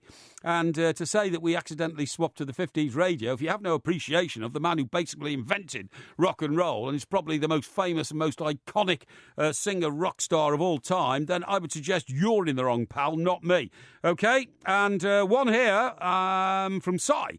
And Cy says, Porky, without a shadow of a doubt, you need a slot on the Royal Variety Performance. Says Cy in Gloucester. He says, rendition, absolutely marvellous. Royal Variety Performance, of course, at the London Palladium. That must be coming up shortly. I better get on to my agent. Paul says, Mike, an excellent rendition at the start. I thought Elvis was in the room for a moment, but just lost it a bit towards the end. Well, you see, that's because, you know, the reason I wasn't a singer is I can't hold my voice on those high-pitched notes like Elvis used to. That's why Elvis was Elvis, and I am the Porkmeister. And finally, Harry, you've got hundreds of these, by the way, but I've got to bring an end to it at some stage. Harry says, hey, Porky, news reports are coming in that a loud spinning noise was heard coming from Graceland at the same time as you're singing. Well, listen, thanks very much indeed for getting, busy and letting me know what you thought of it, because all contributions are very, very welcome indeed. By the way, one fact I should tell you is that the memorial to Elvis in Gracelands actually has spelt his name wrong. Elvis Aaron Presley, and it's either spelt with two A's when it should be one, or one A when it should be two. I can never quite remember, but nobody ever bothered correcting it because it would have seemed to have been, disrespectful to Elvis himself. Right, let's go to the lines, and I'm delighted to say that from Limehouse, which is a borough of London, not very far from here, with very expensive property, so John must be doing all right in life. John has called us to give me his verdict on my Elvis karaoke effort. John, a very good afternoon to you. Thank you for joining me on the show. What's your verdict? Porky, it's great to speak to you. I've tried many times to contact you, yes. You and MG. Yes. The verdict is don't give up your day job. Yeah. Yeah. Well, sorry, what's that? What are you talking about? You made a really good effort. But the most important question I want to ask you is why are the competitions by MG so badly rigged against you? Well, they are, aren't they? You're absolutely right. Whenever we do anything like, for instance, the other day we did, I can't remember what we did actually, but the problem is that when producers are the judges, then they're all in collaboration with MG, who I'm certain either slips them money or slips off after the show when he tells me he's going home and actually gets with a load of producers round the corner in his favourite wine bar and starts plying him with drink. That's why... Yeah, but you remember that competition you scored 8.5 out of 10? Yes. He only gave you 8? Yes. Oh, he wanted a steward's inquiry then. Yeah, he did, yeah. Because there wasn't any rigging going on. No. I did so well. I'm trying to remember which Porky quiz that was and what the subject was. I can't remember. It was a couple of weeks ago, I think. It was a couple of weeks ago. I got at least 8. I thought I got 8.5. It could have even been 9. But he will. You see, what happened on that particular day was I made sure that there was no swapping of the questions after the first 2. What normally happens is when I get the first 2 or 3 right, then all of a sudden the questions get doubly hard and harder, and he takes the first lot away and brings in the second lot. And it's all cheating, and I have to say it drives me mad. But what can you do when he's in cahoots with the producers? But do you think he doesn't like Everton? Do you think he's a Gooner supporter? No, he doesn't support any football club, and this is something that I constantly berate him about, because even though he's brought up in London, he didn't really end up supporting a London club. He claimed he supported Liverpool at one time. God knows why, because why he would travel from Hampstead, where he's brought up, to Anfield and claim to be a Liverpool fan, I've no idea at all. But no, the thing is, John, I shan't give up on my efforts to brighten and lighten the lives of our millions of listeners and the hundreds of thousands of people who are in what I call the Parry flock. I want to thank you very much indeed, John, for joining me. You are a man of the people, and absolutely love your show. Yes. And when MG comes back, if he gives you any more grief, tell me, and I'll come around and give him a slap. Yeah, I think you're probably right. And as you've made the trouble to call, John, let me ask you this crucial question, which I'm going to ask everybody who calls in the show today. Do you think the show is better as the one mic show, or are you happy to revert to the two mic show when old Loafface gets back from his holiday a week tomorrow? Well, Loafface gets back. No, I think the one mic show is brilliant. Yes. Go on, keep talking. I'm not averse to both of you. Right, okay. I want to try and call you again when I get both of you, and then I can give MG a verbal slapping. Yeah, well, I tell you what I think the producers might do here at Talk Radio Towers. I think they're going to say, look, Porky was brilliant while you were away, so we're going to let you do it for 2 days on your own and get the verdict then from the audience. Yeah. So, we could be in a do-or-die battle here, and having supporters like yourself on my side, John, really does bolster my confidence. John, thank you very much indeed. That is John contacting us from Limehouse. By the way, the only reason I mentioned Limehouse was because I used to live there. I lived in an apartment on the edge of the River Thames, right at the start of what's called the Limehouse Link, which is a tunnel that goes underneath Canary Wharf. It's a lovely part of London. It's a little bit out from the centre, so to speak, and it's where actually the building of what is now Docklands and Canary Wharf all started. And I think I bought a place there about 15 or 16 years ago. But what happened after that was I started working a lot in the north of England, that kind of stuff. And so I moved away. But it is a great place to work. And Gordon Ramsay, I think, has got a restaurant around there. It's very trendy now. Anyway, listen, it's great to have you with us here on Talk Radio. We're going to be talking about all sorts of things, including coming up next, caravans, because that's one of my bugbears. But somebody might want to support the principle of caravans, and that's who we're going to talk to. Now, also, you'll send me the usual message about, don't talk about the Beatles. We are going to talk about the Beatles because on this day, 1962, Pete Best was stood down. Ringo Starr took over. I want to start a campaign to get Ringo a knighthood. Right, now then, let me read out some more of your messages, please. Here we go. David says, Porky, fantastic to hear you on Talk Radio. Great singing. Thank you very much indeed. And one here from, who's this? Chanteuse, which is quite a nice name, isn't it? And it says, my cats have just run out of the room howling. Well, I'm not sure why a cat would howl when it hears me singing. And another one here from Beryl. Do you know, I do love you lady listeners getting in touch with me because I feel I have an affinity with all you wonderful female ladies. Well, you've got to be a female, obviously be a lady, and a lady be a female, who, sorry, Victoria, will you just quiet down there? And, sorry, Victoria's just burst into laughter, I'm not going to let her in the studio at 3 o'clock. And it says here, Porky Pie, you just narrowed 800 islands down to one. by telling us that MG's gone to roads. You are dumber than the average dingbat. Well, I don't agree with that, and the reason I don't, Beryl, is because actually I'm not known as dumber than the average dingbat. I'm known as smarter than the average bear. OK, folks, there's an awful lot coming up in the show. I'm with you till 4 o'clock. Please give me a call, 0344 499 1000.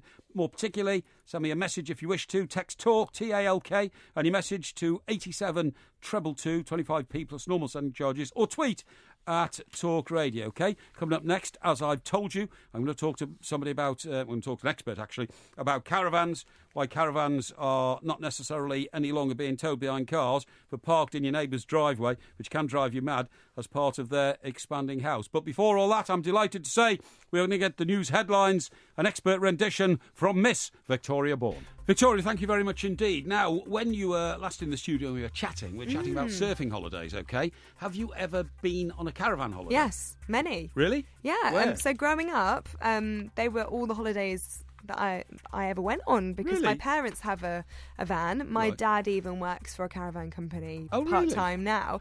So, we would go to the New Forest, see the little horses. So this was not a caravan as such, it was a motorhome, was it? No, it was a caravan because a motorhome you can drive, whereas a caravan you pull along on the back. Right, but it wasn't a static van. No, I see, no. So, yeah. You're not allowed to travel in a caravan being towed by a car, are you? No, but we would be in the car. The car has seats. Yeah, but why didn't you just sort of, say, look, I tell you what, I'll get in the back and have a lie down. I had a heavy night last night. I mean, I was about 7 years old, so that would be what's wrong with that. Yeah, well, that's right. That's absolutely true. Unless you're encouraging kids to drink. Yeah. Well, 7 years later, you'd have probably been starting on your nefarious route through the world of booze and bad behaviour. But I'd like to deny that. We won't talk about that. Thank you. So, yes, but as an adult, would you still go on caravan holidays? Because am I not right in thinking that all our expectations rise as we grow older and see more exotic locations where there aren't caravans? Do you know what? I do love an exotic holiday, but I do love going camping still. Really? So I have a tent, so I'll often go tenting because I can't afford a big old caravan. But You'll go in a tent? Yeah. I've got a really lovely purple pyramid tent. Have you? And each panel, so one's purple, and then the next one along is floral, and it's Liberty of London. How lovely. Yeah, that sounds great. OK. And I'm quite keen on the old camping. Don't mind it. I mean, under canvas does have a certain appeal to you, does it? Because to me, it would be like slumming it, you know what I mean? I hate to be sort of pompous, but I regard a 3-star hotel as sort of camping, if you see what I mean. Well, that's really pompous. Pompous pork. Yeah, pompous pork, that's right. Well, anyway, Victoria, thank you very much indeed. We will continue this discussion later on in the show. I'm with you till 4. I hope Victoria will be with me throughout. I'm sure she will. Right, OK, folks, you're listening to Talk Radio. Now, back tonight from 7 on Talk Radio, the broadcasting legend, that is James Whale, OK? James will make sense of today's big stories, take your calls, and try to keep his sidekick Ash in check. Don't miss it. It's from 7 till 10, only on Talk Radio. OK, folks, it's Mike Porky Parry here, and I'm with you till 4 o'clock. Delight to be here. Give us a call, 0344 499 1000. Very shortly, in fact, in a couple of moments, I'm going to talk to Louise Wood, who represents the National Caravan Council. Just been talking to Victoria about caravans. She was often on a caravan holiday as a child and still likes going off in her purple tent. And I'm going to talk to Louise Wood about the upsurge in the number of caravans we're building in this country and the way people are using them. Just before that, can I say that I've had a call from Andrew in Bolton, and he's asked for a birthday shout-out for his son. His son is Daniel. He's 20 years old today, and he's a big fan of the two mics. Well, Daniel, all I can say is at 20 years of age, mate, hope you're having a great day individually for your birthday. I hope you have a great life. You've got an amazing 50 years plus ahead of you, so don't waste a day. Right, that's great. Now then, let's get back to talking to our guest. The next guest, Louise Wood, spokesperson for the National Caravan Council, and she's with me now. Louise, thank you very much indeed for joining us. Good afternoon to you. And presumably, you see this as great and encouraging news if we're manufacturing more caravans in this country and people are using them. Yep, I think it's fantastic. We're manufacturing more motorhomes. Yep. We're manufacturing more touring caravans. and people are going on more staycations. So that all round, I think, is very good news for Britain. OK, that's great. Now, how do you take the criticism that people often get? There's some very mealy-mouthed and mean-spirited people who say when you're behind a caravan, everything slows down. But, I mean, that's a statement of the obvious, isn't it? We have to have caravans in this country because it's a leisure pursuit which has been going on since the start of the last century. So what do you say to those critics who are always, trying to put you down? Well, first of all, I think I'd say that most well-matched touring caravans and tow cars will be able to keep up with the speed limit. Engines are so much more sophisticated, more powerful now. Yep. Now, whether people want to go faster than the speed limit, not for me to say, but most of those combinations will be able to keep up with the speed limit. Yeah. And also, it's supporting our native tourist industry, particularly bringing jobs perhaps to rural areas, to seaside areas, and that's got to be a good thing. Yeah, no, I'm sure you're right. Now, motorhomes, of course, these days have taken the place of a lot of caravans, and they are very sophisticated, aren't they? A colleague of mine, Mr. Alan Brazil, who works here, has his own motorhome, and, his daughters go off to it, to festivals and all that kind of stuff. Al sometimes takes a break up to Scotland. He tells me it can sometimes be like staying in a 5-star hotel. Well, when you were being slightly disparaging about 3-star hotels, I was going to ask you when you last put your nose inside a modern touring caravan or a modern motorhome, because I think you'd be amazed at the kit that they've got. Some of them have got power showers, they've got fridges, freezers, wine racks. Yeah. They've got flat-screen televisions. All people want the comforts that they've got at home, and the modern tourer, the modern motorhome can give you that if that's what you want. Sounds fantastic to me. Now, there's another aspect of all this, Louise, which I found quite interesting, and that is that people are using caravans when they're not towing them around the country as a spare bedroom in their house instead of building an extension. Now, I can understand that, but does that not get on the nerves of people who live in roads of terraced houses or semi-detached houses to have a caravan parked on the drive permanently because it blocks out light and it looks unsightly? Well, a couple of things here. You can't just randomly park your caravan on the road. Right. If it's on your own private property, usually that's okay. That's assuming that there's not any sort of particular covenant. If you're in a posh private estate, it might say, no vans, no caravans to be parked on it. And even sometimes in social housing, they'll say no caravans in this area or in the public car parks. Sure. But, I think the great thing about caravans is their flexibility. Yeah. So, if you want to use them as a spare bedroom, you can do, or when you're going and visiting your friends and relatives, so you've got your own space, which some people would say is a great thing when you're visiting your relatives. Yeah. Or if you want to use them, to back up a sport or a hobby that you've got, they're there to do that as well. Yeah, I see. OK. It did amaze me that one part of the report I read said that actually some people now, when they're going to see relatives, they say, oh, don't worry about preparing a room for us. We're coming in the motorhome. We'll park in front of the house and stay in that. Well, we haven't got a lot of statistics about this because there's no detailed research done. So we think people are using it to go and see relatives, but they're not necessarily staying at their house. They might be staying in that nice little pub car park down the road that's got a licence to have caravans in it. So you're nearby to your relatives, but not necessarily, as I said, staying literally on their doorstep. Yes, I mean, the way you've described it, it's got a bit of the old Romany about it, hasn't it? Free as a bird, go where you want, park up where you like. I mean, is that the sort of aspect of caravanning which appeals to everybody? I think the aspect of this flexibility, this get up and go, we like it here, we can stay, we want to go and explore somewhere else, we can just pack up and go. It definitely resonates, I think, with the British character. And so that's why we've got now over 1 million leisure vehicles in use. Wow, that's amazing. If you put those all end to end down the M1, you'd be in Scotch Corner, wouldn't you, in the northeast? It will be a problem if they were all end to end, but fortunately they're all out at different times, and the trend is very much for shorter holidays. Yes. People are taking more holidays, but shorter holidays, making use of those sort of weekends and those bank holidays to get out and about. Very good. OK. Well, Louise, thank you very much indeed for joining us here. That's Louise Wood. She's from the National Caravan Council. Big fan of the caravans. You may be a fan of a caravan, or you may get irritated by caravans on the road. Let me know, please, and give me a call on 0344 499 1000. Text me. Talk, TALK, And your message to 87 treble 2, 25p plus normal charges apply. OK, you are listening to Talk Radio. I'm Mike Parry. Lots more to come in the show up till 4 o'clock. It's currently 2:41.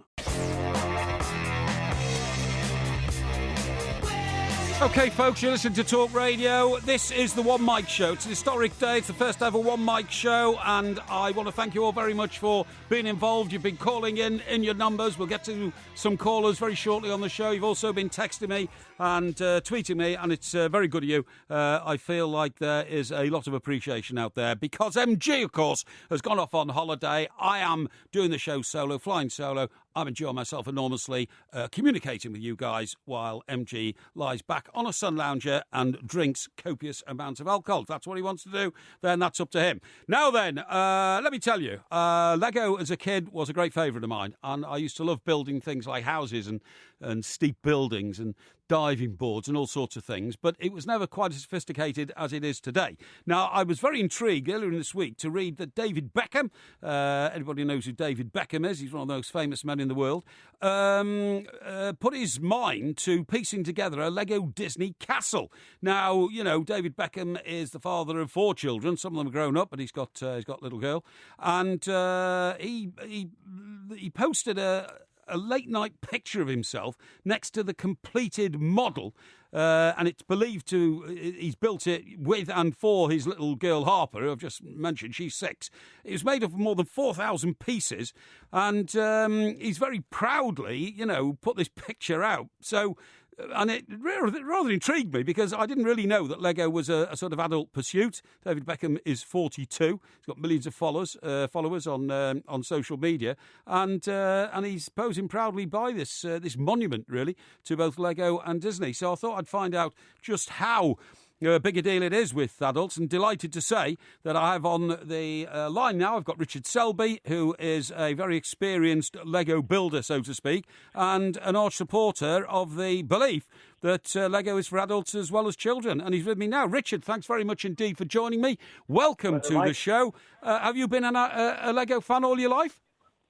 Well, it wasn't really all my life. I started playing with Lego with my own children, and something happened. You know, they'd go to bed at 7 o'clock, 8 o'clock, and I'd stay up a little bit longer, putting a few extra pieces on, and then maybe buying an extra piece or two on eBay for our set. Right. And after a while, I realised, you know what? This isn't for my kids. This is for me. I'm getting far more pleasure out of this than my children are. They're like, yeah, Dad, can we do something else? And I'm like, no, please, can we just play with a bit more Lego? Yeah.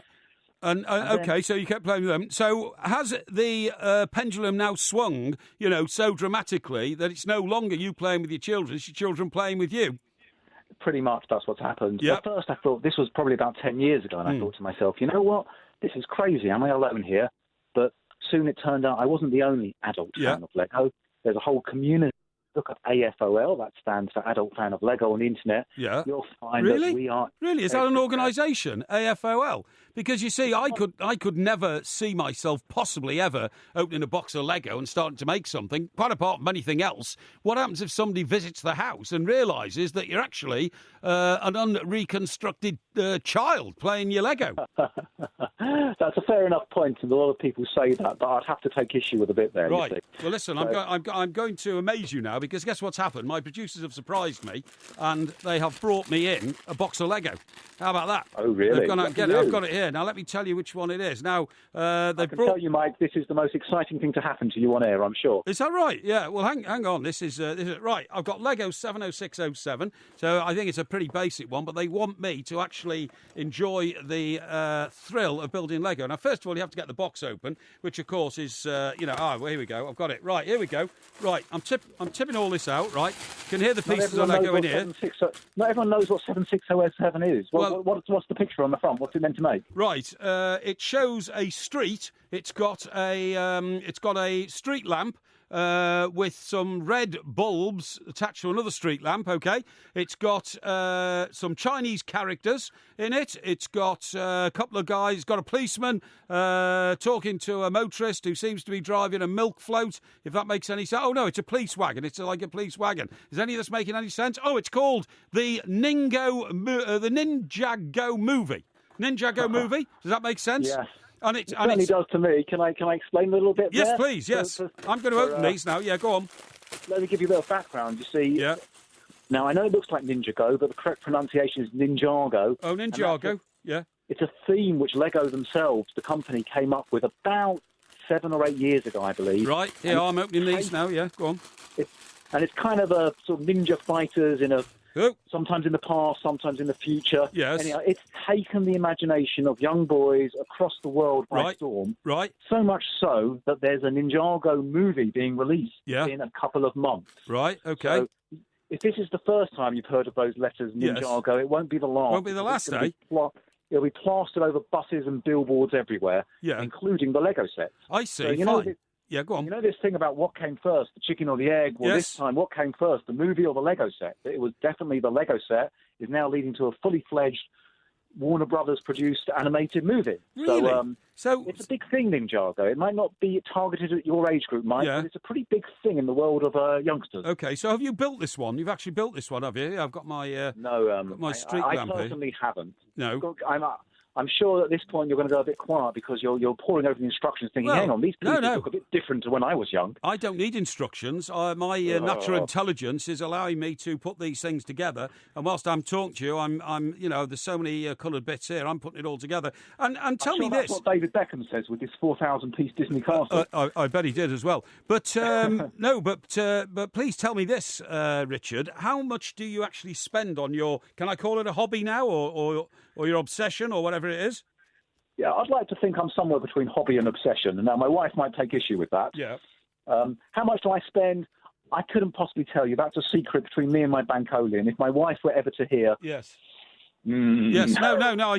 Things might happen. Okay, how do your friends react to this? Or do your friends now include a circle of people who are also Lego fanatics? You know what? Every once a month, I meet up with a bunch of other Lego fanatics. Right. We get together in the pub. There's no children. It's just grown-ups. We have a beer or two. Yeah. We enjoy ourselves. And we've got 400 members who are on on the London Adult Fan of Lego list. Now, I'm not saying 400 come along each time, but, if you want to come to a room and see 100 grown-ups clicking Lego together... Yes. I can tell you'll be more than welcome to come along to our next meeting. I'll go so far as to say you'd have a pretty good time. Well, I suppose that must lead to the next question. Are there now going to be international Lego conventions, that people go to? There already are plenty, in fact. Are there? And have you been? I mean, did it originate in Finland, this Lego? Is it Finland? I'm not sure. It's one of those stories. The company Lego is headquartered in Denmark. Denmark, right, a sleepy kind called Dylan. Yeah. So it's not far from Finland. It's Nordic. Now, here's the thing. Here's the shocking killer story. Yeah, now, Lego is the By the way, I'm still building while you're talking. And, I've got a few street lights up now and, red bulbs and all this kind of stuff. Please go on. Yeah, go on. You're going to tell me something important. I'm going to tell you a sad but familiar story here. Oh, yes. So everyone knows the Danish company Lego, and they're very good and they do wonderful things. Yeah. But the original clicking together building bricks, the most basic Lego bricks you can think of, was once upon a time a British invention. Right. There was a company called Kiddycraft, a long since gone company. Yeah. There was an inventor called Hilary Page. Yeah. And he came up with this kind of plasticky Hilary brick. Page, as in sort of Hilary Benn. Yeah. Yes, male Hillary. Yes, that's right. Yes. Yeah. And he came up with something which you would recognise as a basic 2x4 Lego brick. Oh, now, right. It didn't look exactly like the modern ones. There were no tubes on the rear end of them. Yeah. So they didn't click together quite as well. But, you'd look at that and you think, hey, that's an old-fashioned Lego brick. Yeah. So the story was go on. they produced a few Kiddycraft sets. They sold it. He produced other things as well. Yeah. By no means his only line. Yeah. And then one day, the company who made the plastic injection moulding equipment, they sold it to these Danish upstarts, these big guys who made toys out of wood. Right. And the guy who made toys out of wood, he saw this injection moulding system. He thought, that's pretty cool. Yes. And he saw the Hilary Page bricks and thought, you know what, I'll make a few of these. Really? And the rest is history. Right, okay. So Hilary Page is long since gone, and Lego has done very well since. From that initial British spark of ingenuity. So that is really a tragic story, isn't it? Because somebody's missed out on a fortune by not realising what they had and not patenting it, yeah? It's the story of British industry, I'm afraid, but that's a different topic. Yeah. I read the other day that the woman who invented that sort of strange three-pointed disc that children play with these days, whatever that's called, you might know. You mean the fidget spinners? Yeah, that's right, yeah. I read that she invented that and didn't patent it. She's lost millions as well. Sounds to me like the same thing might have happened here. Now, I'm getting on pretty well here, but I have to say, Richard, that the thing that's holding me back here is that, and it's the same with mobile phones. I sometimes hit the wrong number because my fingers are too sort of big and stubby to get it. There are an awful lot of very small pieces in this set I've got. I think one of the big differences between Lego as you remember from your childhood and Lego today is that, yes, there are a greater number of pieces and many perhaps smaller, more specialised parts. Yes, there are. Now, that's not to say that they're bad parts. You could do some very fine, intricate things with them. Yeah. But certainly the level of complexity has increased considerably from the days when perhaps you were building your diving boards in your houses. Yeah. But the cool thing is that the bricks that you were building back then work 100% perfectly with these new smaller pieces. Yeah. Well, I mean, look, the other thing I want to tell you is this. It took David Beckham 4 days to put together the Disney Castle. Have you tried that one, by the way?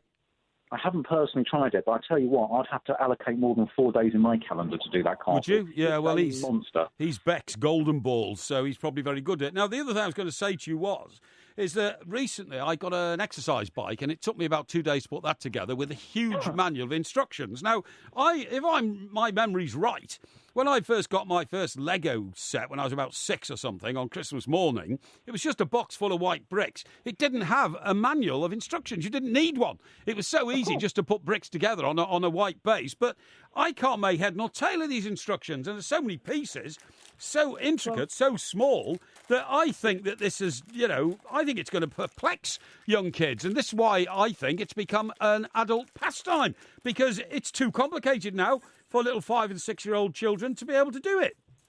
I'm sure if you found a little 5 or 6 year old child, they would help you out, no problem. Yeah. It might be too complicated for, let me guess, a man who's in his mid-30s, shall we say, to do it. Yeah, good guessing. Yeah, I'm sure that's correct. But the little 5 and 6 year olds, they'll have no issues. No. I think what it's fair to say is you can still very much buy those basic sets, which are a collection of loose bricks, which don't have an instruction book. They're available through all the usual toy retailers.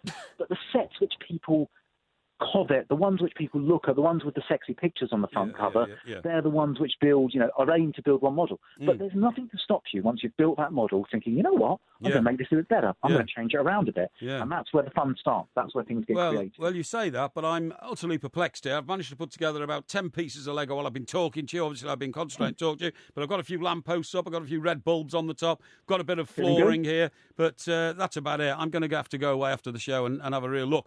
Richard, I want to thank you very much indeed for joining me today and for actually explaining something I didn't know. Lego is an adult phenomenon. 400 people attend these Lego get-togethers that you go to, which is quite an astonishing figure. Thank you very much indeed for joining me. I wish you well. Happy Legoing. OK, folks, you're listening to Talk Radio. I'm Mike Parry. It's the first ever One Mike show. I'm just going to go away for a few minutes and put together this great Lego set, which my producers very kindly bought me so I could talk to Richard, a Lego expert, on his own language. OK, you're going to be with me, I hope, until 4 o'clock, because I'm certainly going to be with you.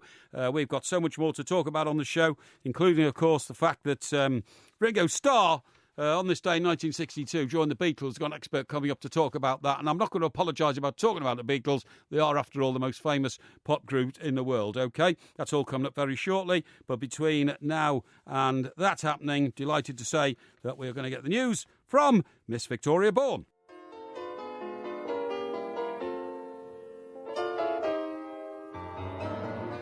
Nobody does it better. Makes me feel sad for the rest. Nobody does it half as good as you. Baby, you're the best. I wasn't looking. OK, folks, you're listening to Talk Radio. I am Mike Parry. It's the One Mike Show. Historic day this, the first ever One Mike Show. And that is the theme to The Spy Who Loved Me. Now, that's my favourite Bond film. I love the start of it, where, if you remember, James Bond says to a lady who he has been sort of associating with in an alpine sort of chalet, she says, "But James, I need you." And he says, "So does England." And he goes skiing off, and he takes on a few sort of Russian heavies, on skis, flipping backwards, shooting them all on the run. And then he comes down to the precipice of a cliff, and, the tension music, builds up, bum, bum, bum, bum, bum, bum, bum, bum, bum, and whoosh, he's off, and he's over the cliff, and we all think, is he going to perish? Is Owen going to perish? But the pack that he'd put on his back before he left the lady in the chalet was, in fact, a parachute. And the parachute billows out. It's got a Union Jack on it. And then that music from Carly Simon, theme tune from Carly Simon, comes in. And that's a start to what I think is the best ever Bond film. And James Bond in that film, of course, was Roger Moore. Now, the reason I'm telling you all this is because we have had confirmed today that Daniel Craig, who's done the last 4 Bond films, first one I think he did was Casino Royale, is going to do a 5th, even though he said he'd rather stick pins in his eyes or something when he talked about it about a year ago. But many people will be very delighted. Daniel Craig has become a bit of a sex symbol for walking out of the water in a pair of tight shorts. Not something I would ever do, just to try and, garner affection and popularity. But, I'm not playing James Bond. Anyway, delighted to say that I have from on screen a man who knows everything about the Bond films and more, and it's Van Connor, and he's joining me right now. Van, good afternoon to you. Good afternoon, Mike. And can I just say that when you describe the plot of The Spy Who Loved Me, It gives me flashbacks to Alan Partridge.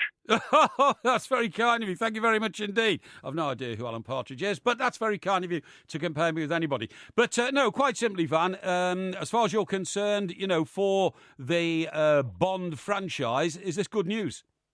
It is, in one sense. He said he's doing it because he wants to end on a high. Right. And I don't think anyone considers Spectre to be a sort of a great ending for that character. Even Skyfall, the one before it, would have made a better ending for Daniel Craig's Bond. Really? Was Spectre, because I thought it still got sort of record box office takings, but is it supposed to be one of the weaker sort of parts of the genre? I think it's a bit tonally mismatched. Weirdly, because you are a Roger Moore fan, you might appreciate this. It does have elements of more the Roger Moore films in there, the sort of wackier, globe-trotting, sort of more colourful ones that don't really vibe with Daniel Craig's Bond. Yeah. No, I totally agree. You see, my view was that it went into a bit of a rut, the James Bond franchise, and then somebody who makes James Bond films suddenly saw a Jason Bourne film and thought, crikey, that is much more dramatic in terms of the fighting, the violence and the speed with which the film moved. And so they tried to sort of turn James Bond into Jason Bourne, didn't they?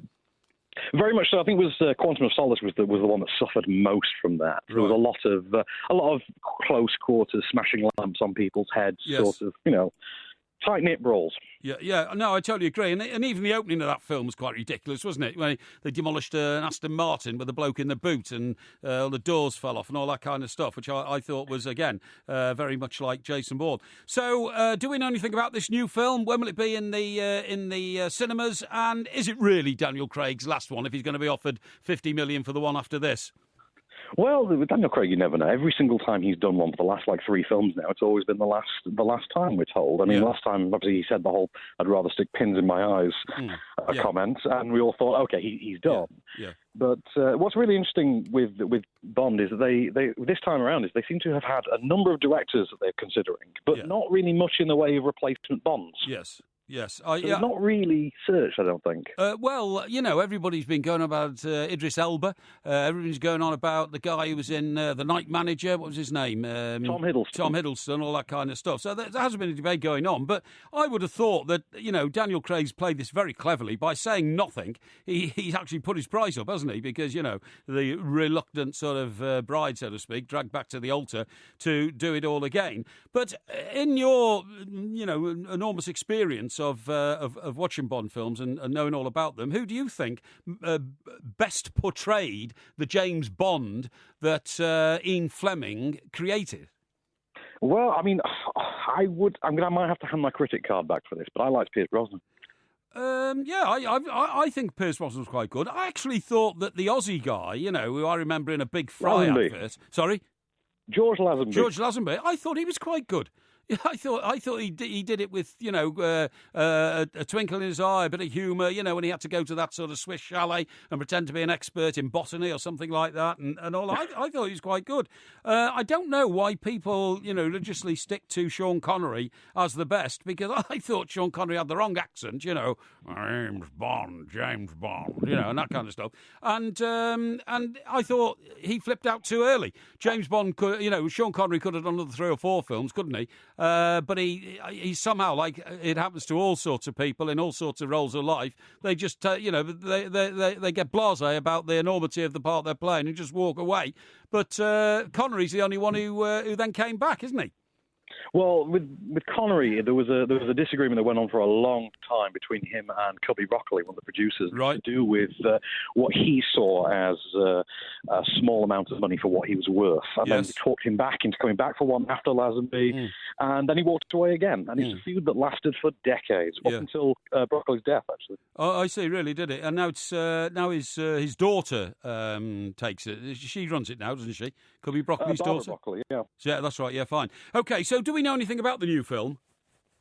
Not an awful lot. They're keeping it relatively under wraps for now. We don't have a confirmed director. They've got 3 people. Apparently they're debating choosing for director. There's Yann Demange, who did that film 71. Yeah. There's Denis Villeneuve, who's doing the new Blade Runner movie, who's far, far too busy and will probably never do it. Yeah. And David Mackenzie, who did Hell or High Water, which was an excellent movie last year. Yes. What about using the director of the most successful one, which was Skyfall, wasn't it?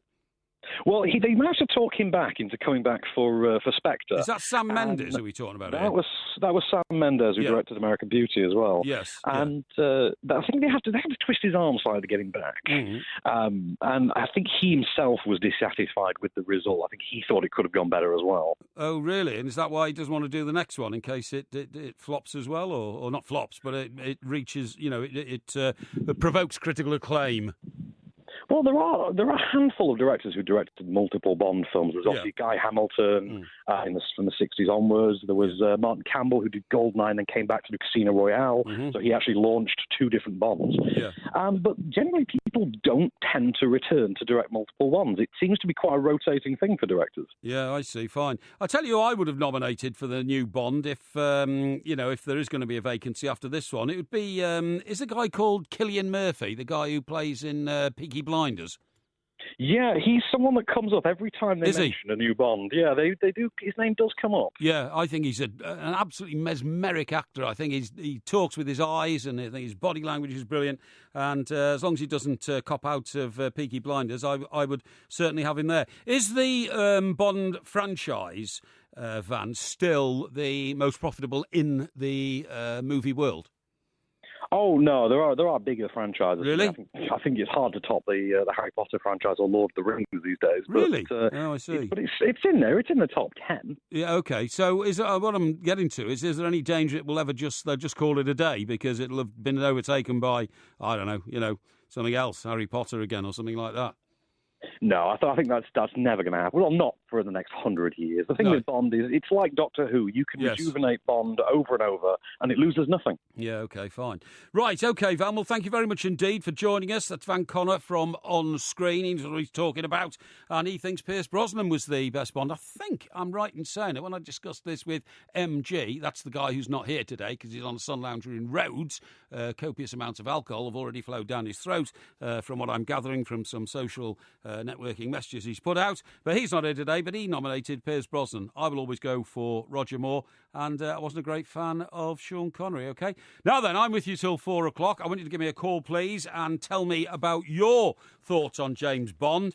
Has the James Bond franchise kind of petered out? Is it, when Daniel Craig goes, will it be worth finding a new Bond and doing it again? I don't know. Has the world overtaken James Bond? Give me a call, please, on 0344 499 1000, or you can text TALK, TALK, send your message to 87222, or tweet us at Talk Radio. I'm with you up till 4 o'clock, and here on Talk Radio right now, it's 3:15.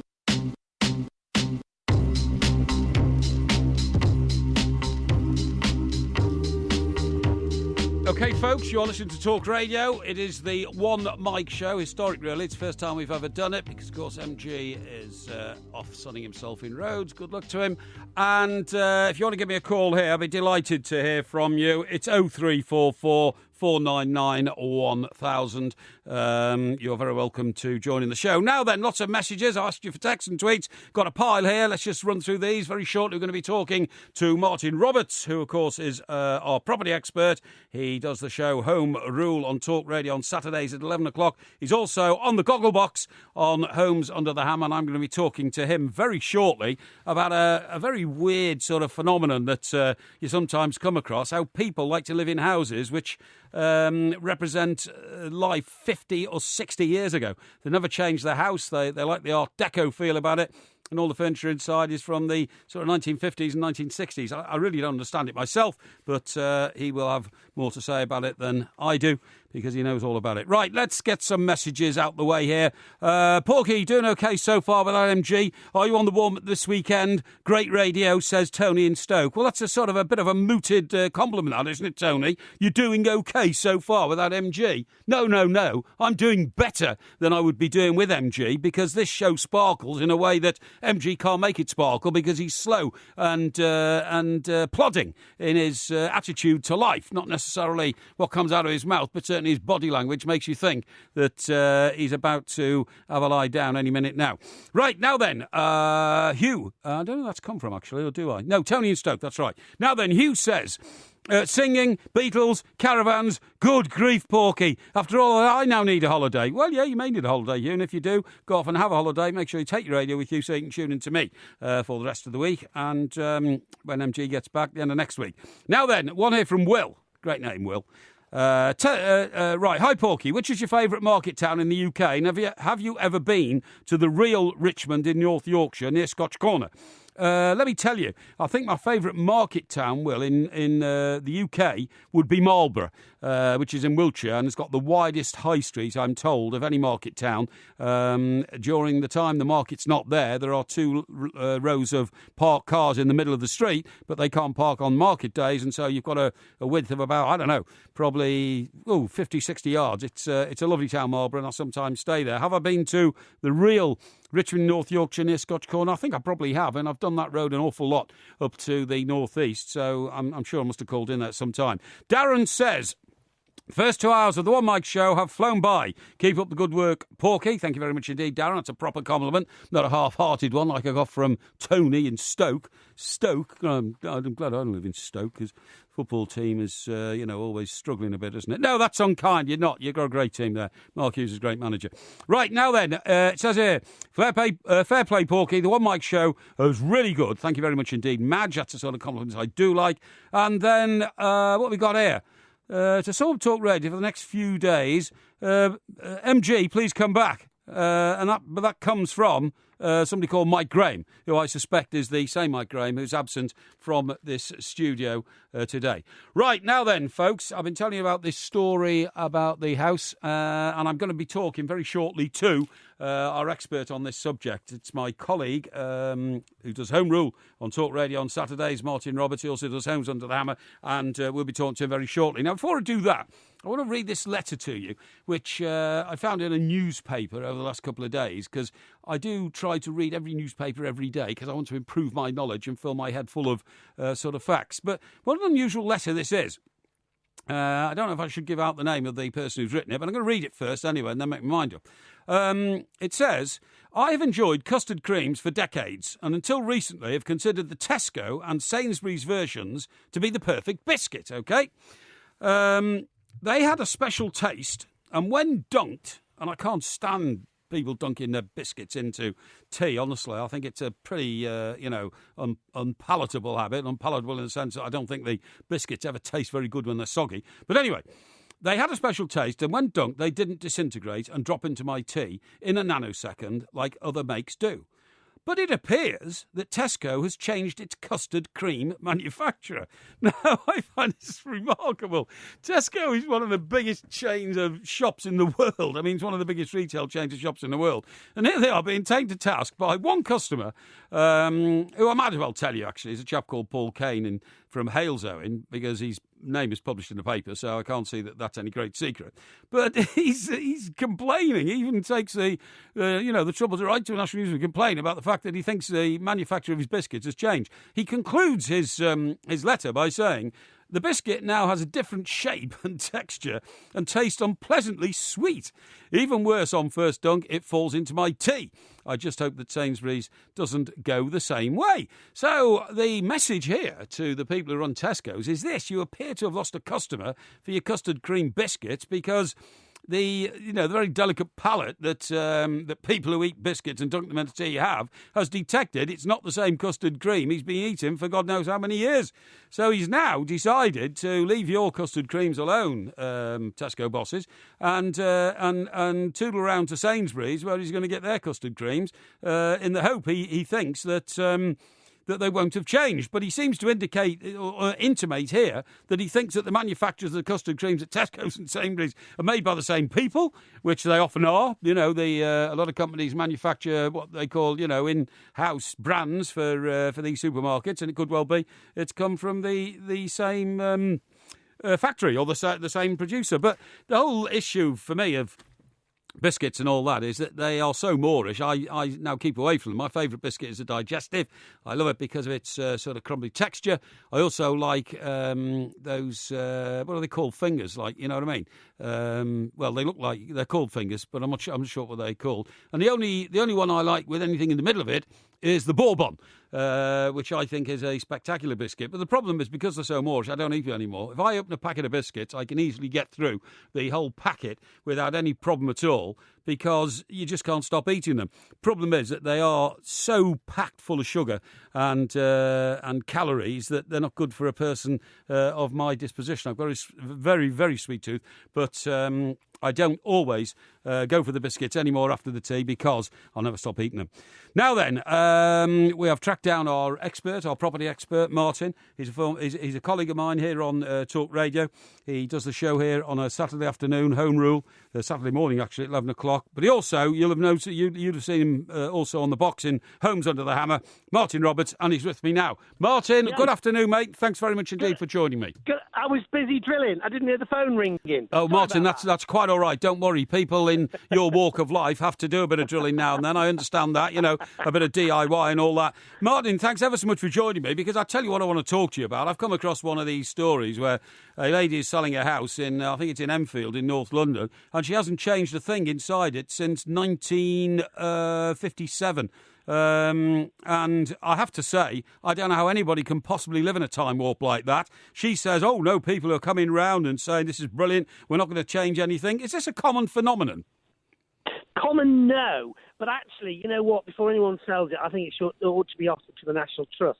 Because I have seen houses like this which have been turned into museums, basically. And, we wander around Victorian houses and things like that.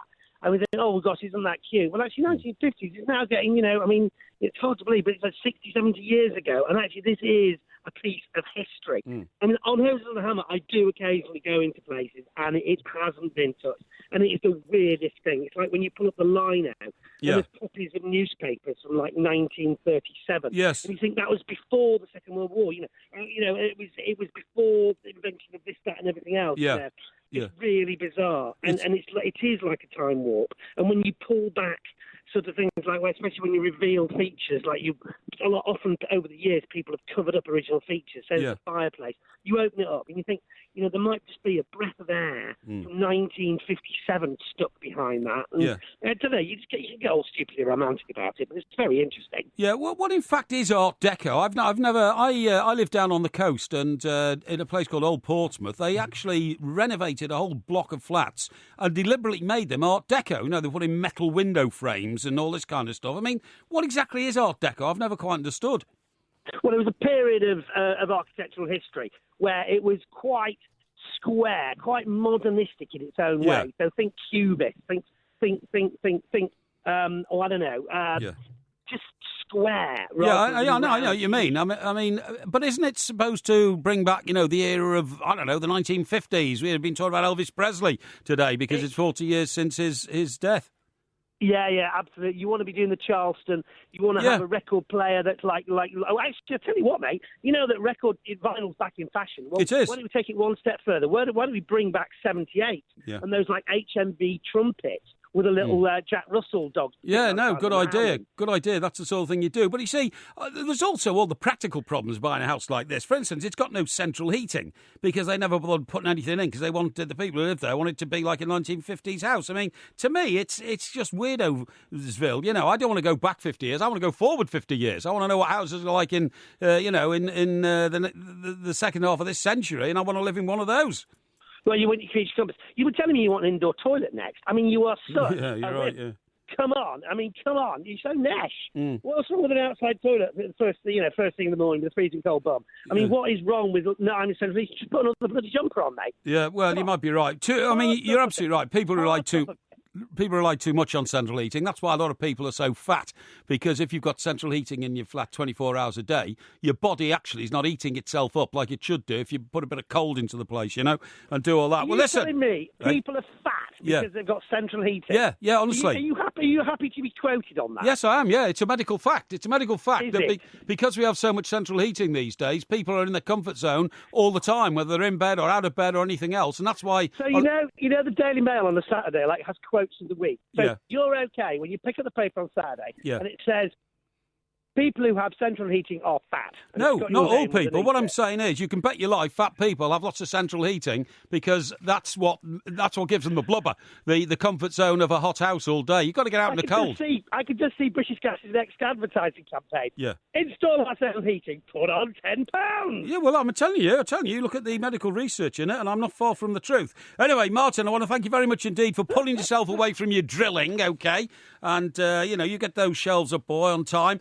I hope you have a great show on Saturday, 11 a.m, Home Rule on Talk Radio, and good luck with the old Gogglebox show as well. Thank you very much indeed. That's Martin Roberts, our property expert. OK, we've got just under half an hour to go on the show here. We've still got very, very exciting things to talk about, including Ringo Starr. But before we do all that, I'm delighted to say the news will be read by Miss Victoria Bourne.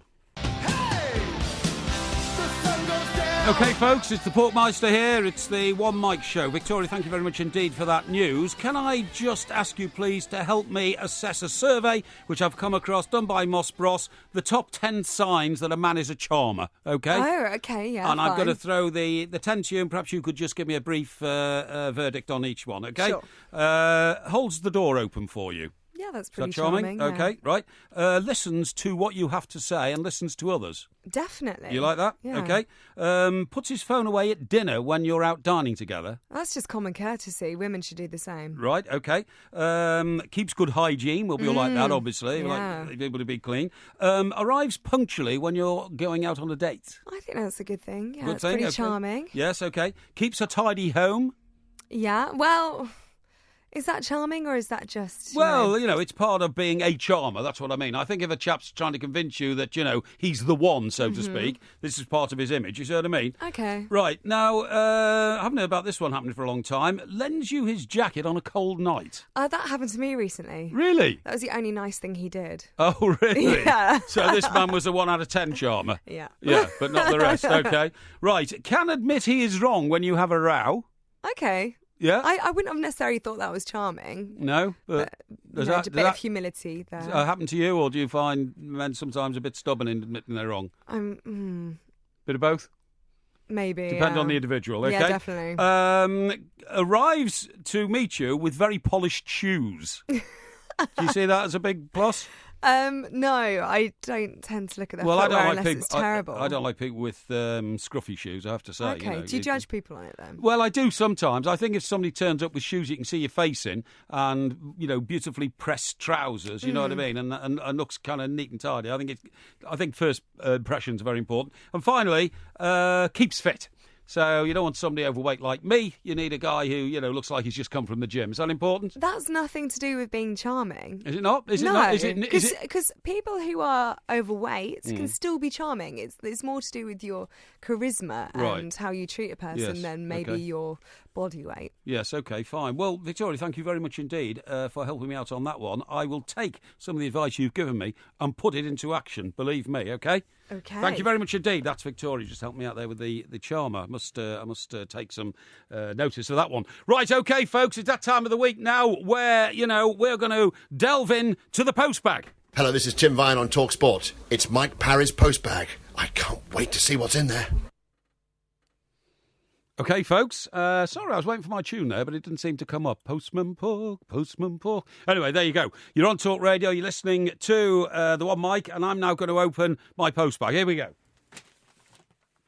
Right, that's all the parcels and the letters have been dumped on my desk. Let me just get this out. Right, first one here. It says, Postman Pork, Talksport, 18 Hatfields. It's a bubble envelope. I don't know where it's come from. It's come from north somewhere. North. Oh, here we go.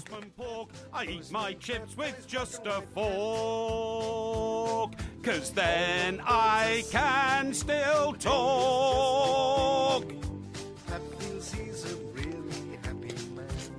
Right, OK. Now, there we go. You see, that's the introduction to Postman Pork.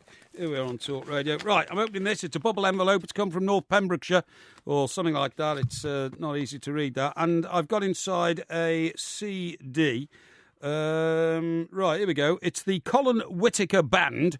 And it says, written by Colin Whittaker, produced by Will Jackson at Iger Studios. And it's the song title is Manchester Girls, Manchester Boys.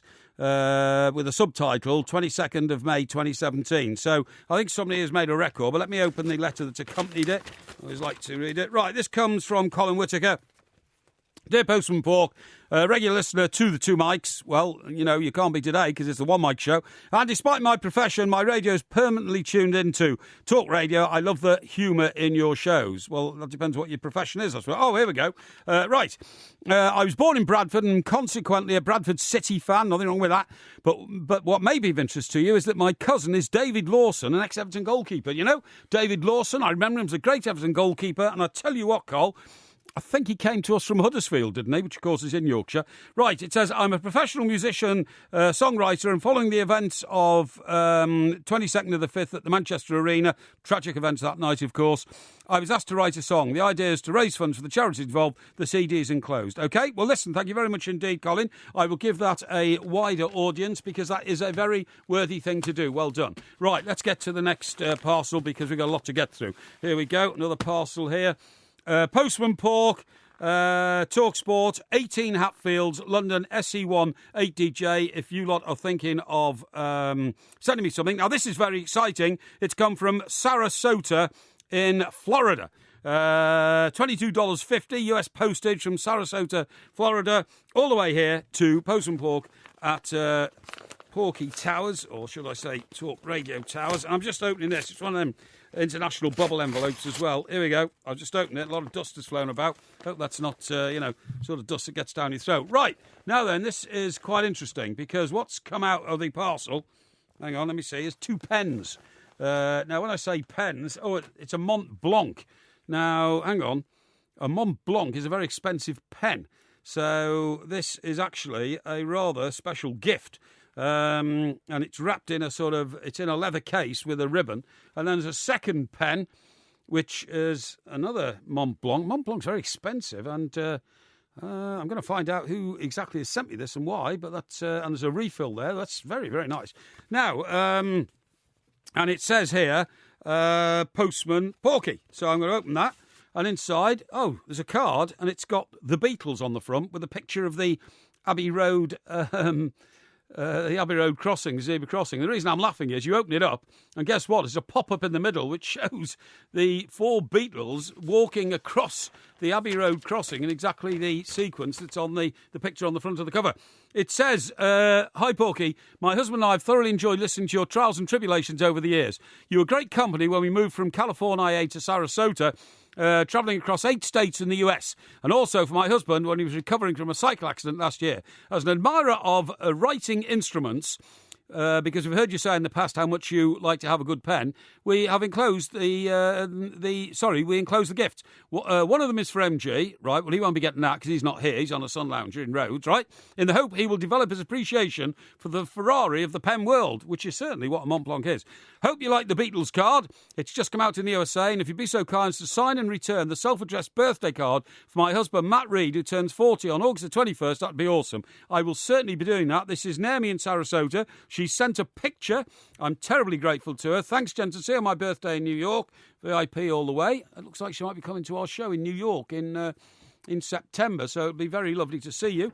And I've got a self-addressed envelope here, which I'm going to send back. So look, those first two are absolutely terrific in their content. Thank you very much.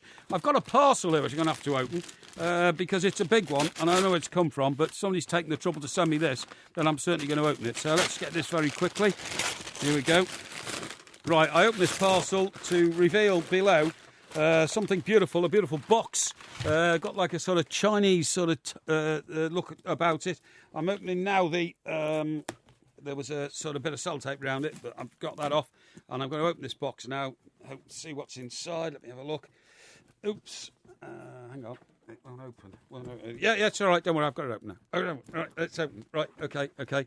Oh, it's because it's sellotape at the top as well. Like an idiot, I didn't see that. But I've got that off now, so here we go. And I have to say, this is quite special. There's a card inside. I'll open it in a minute. What have I got in here? There's a bubble bag, and inside the bubble bag there is a picture frame. And when I take it out, this is quite spectacular.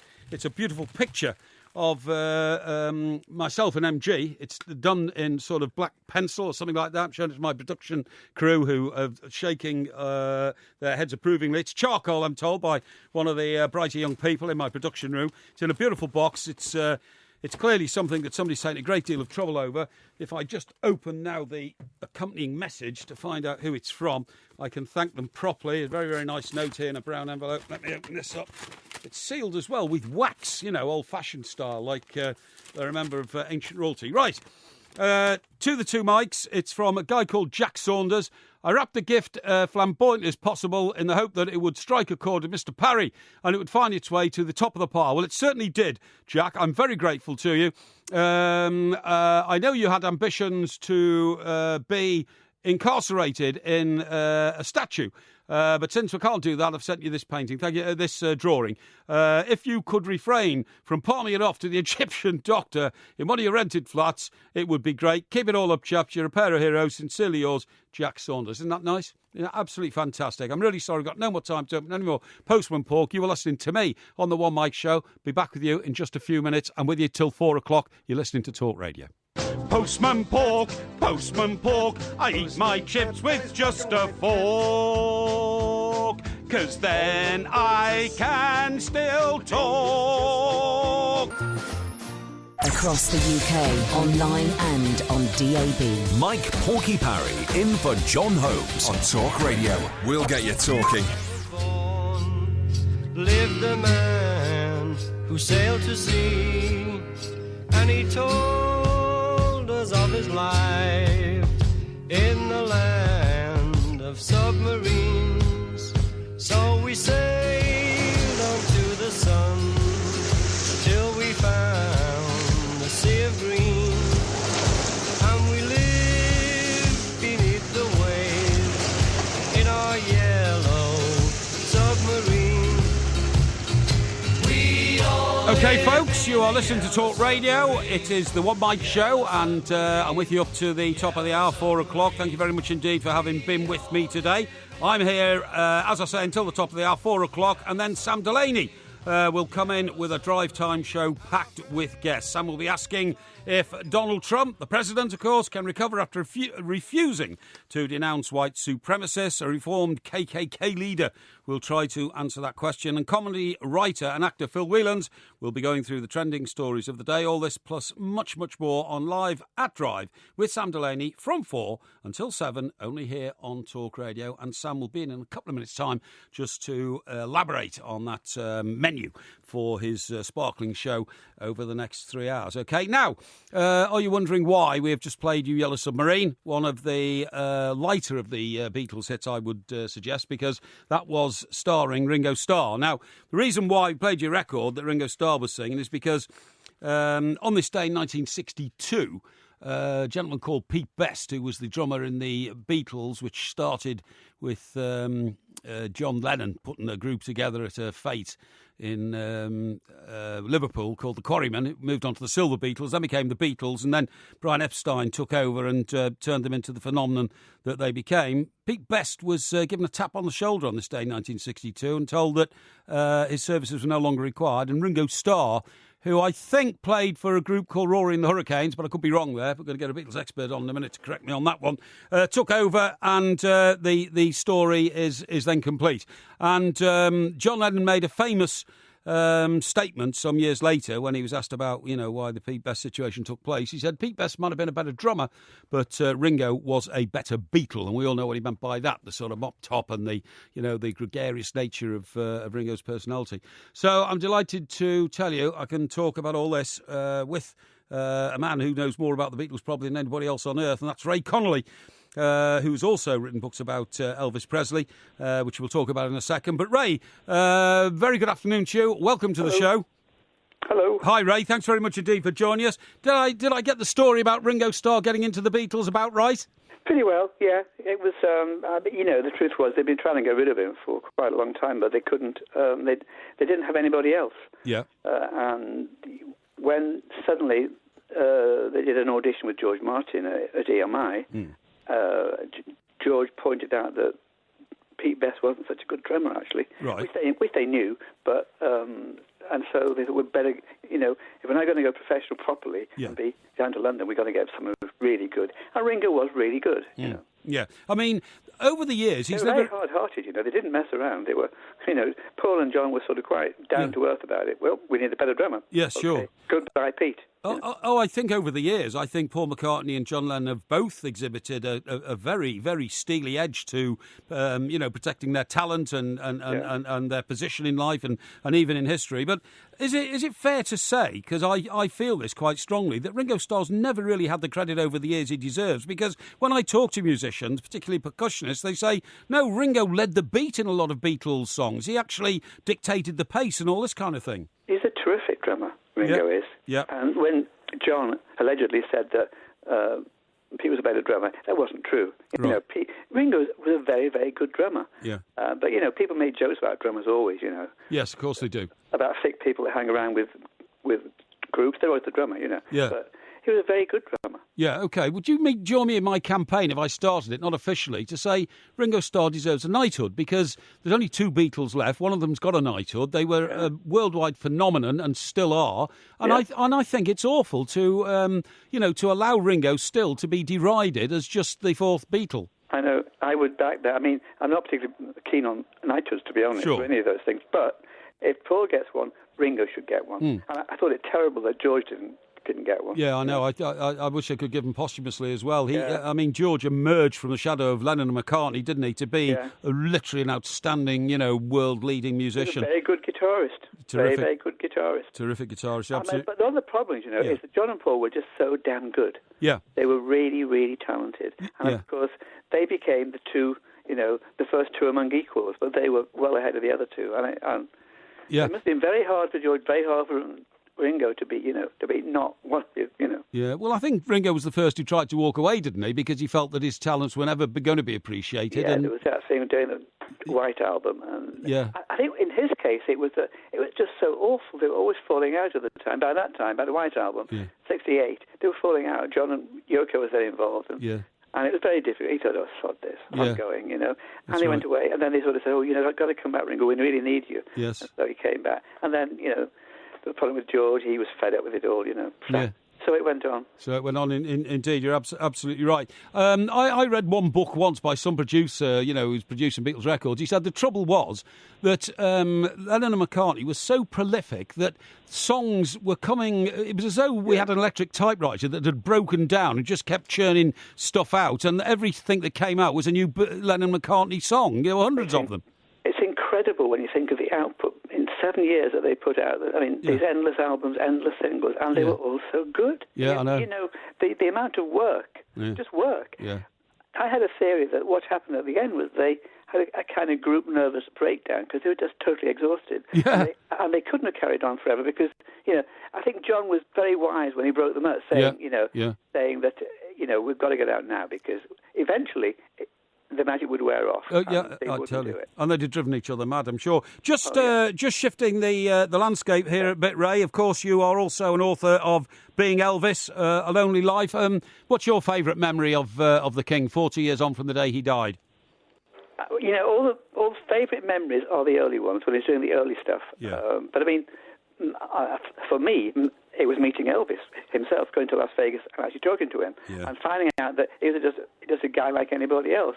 And I remember we were talking about it, and we got on about the Beatles, and he was saying, "Well, I liked that one. She was just 17, you know." I thought, bloody hell, Elvis is a fan too. Yeah. You know, this is exciting. But he was just so easy to get on with, and so you know, he hated the films he'd made. He told me he didn't like the songs he'd sung in them. He told me that, you know. Yeah.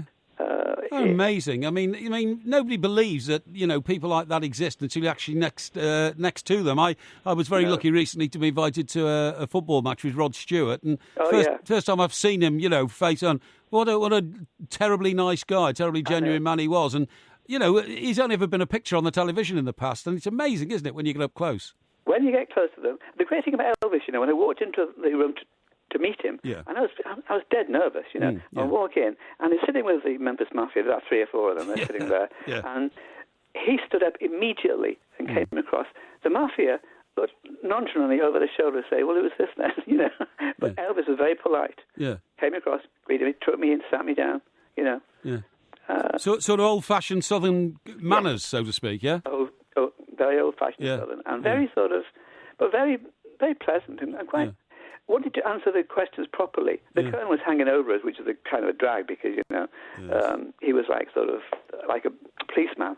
Sure. Or a guy in, you know, anyway. Absolutely. Well, Ray, thank you very much indeed for joining us with those absolutely classic memories, and we'll talk to you again on Talk Radio on the One Mike Show very soon indeed. That's Ray Connolly, of course, probably one of the world's great experts on not only the Beatles but on Elvis. OK, folks, time now coming near to the end. We're getting up to 4 o'clock. Let me just read you this last note. If you send me a note, I'm going to read it out.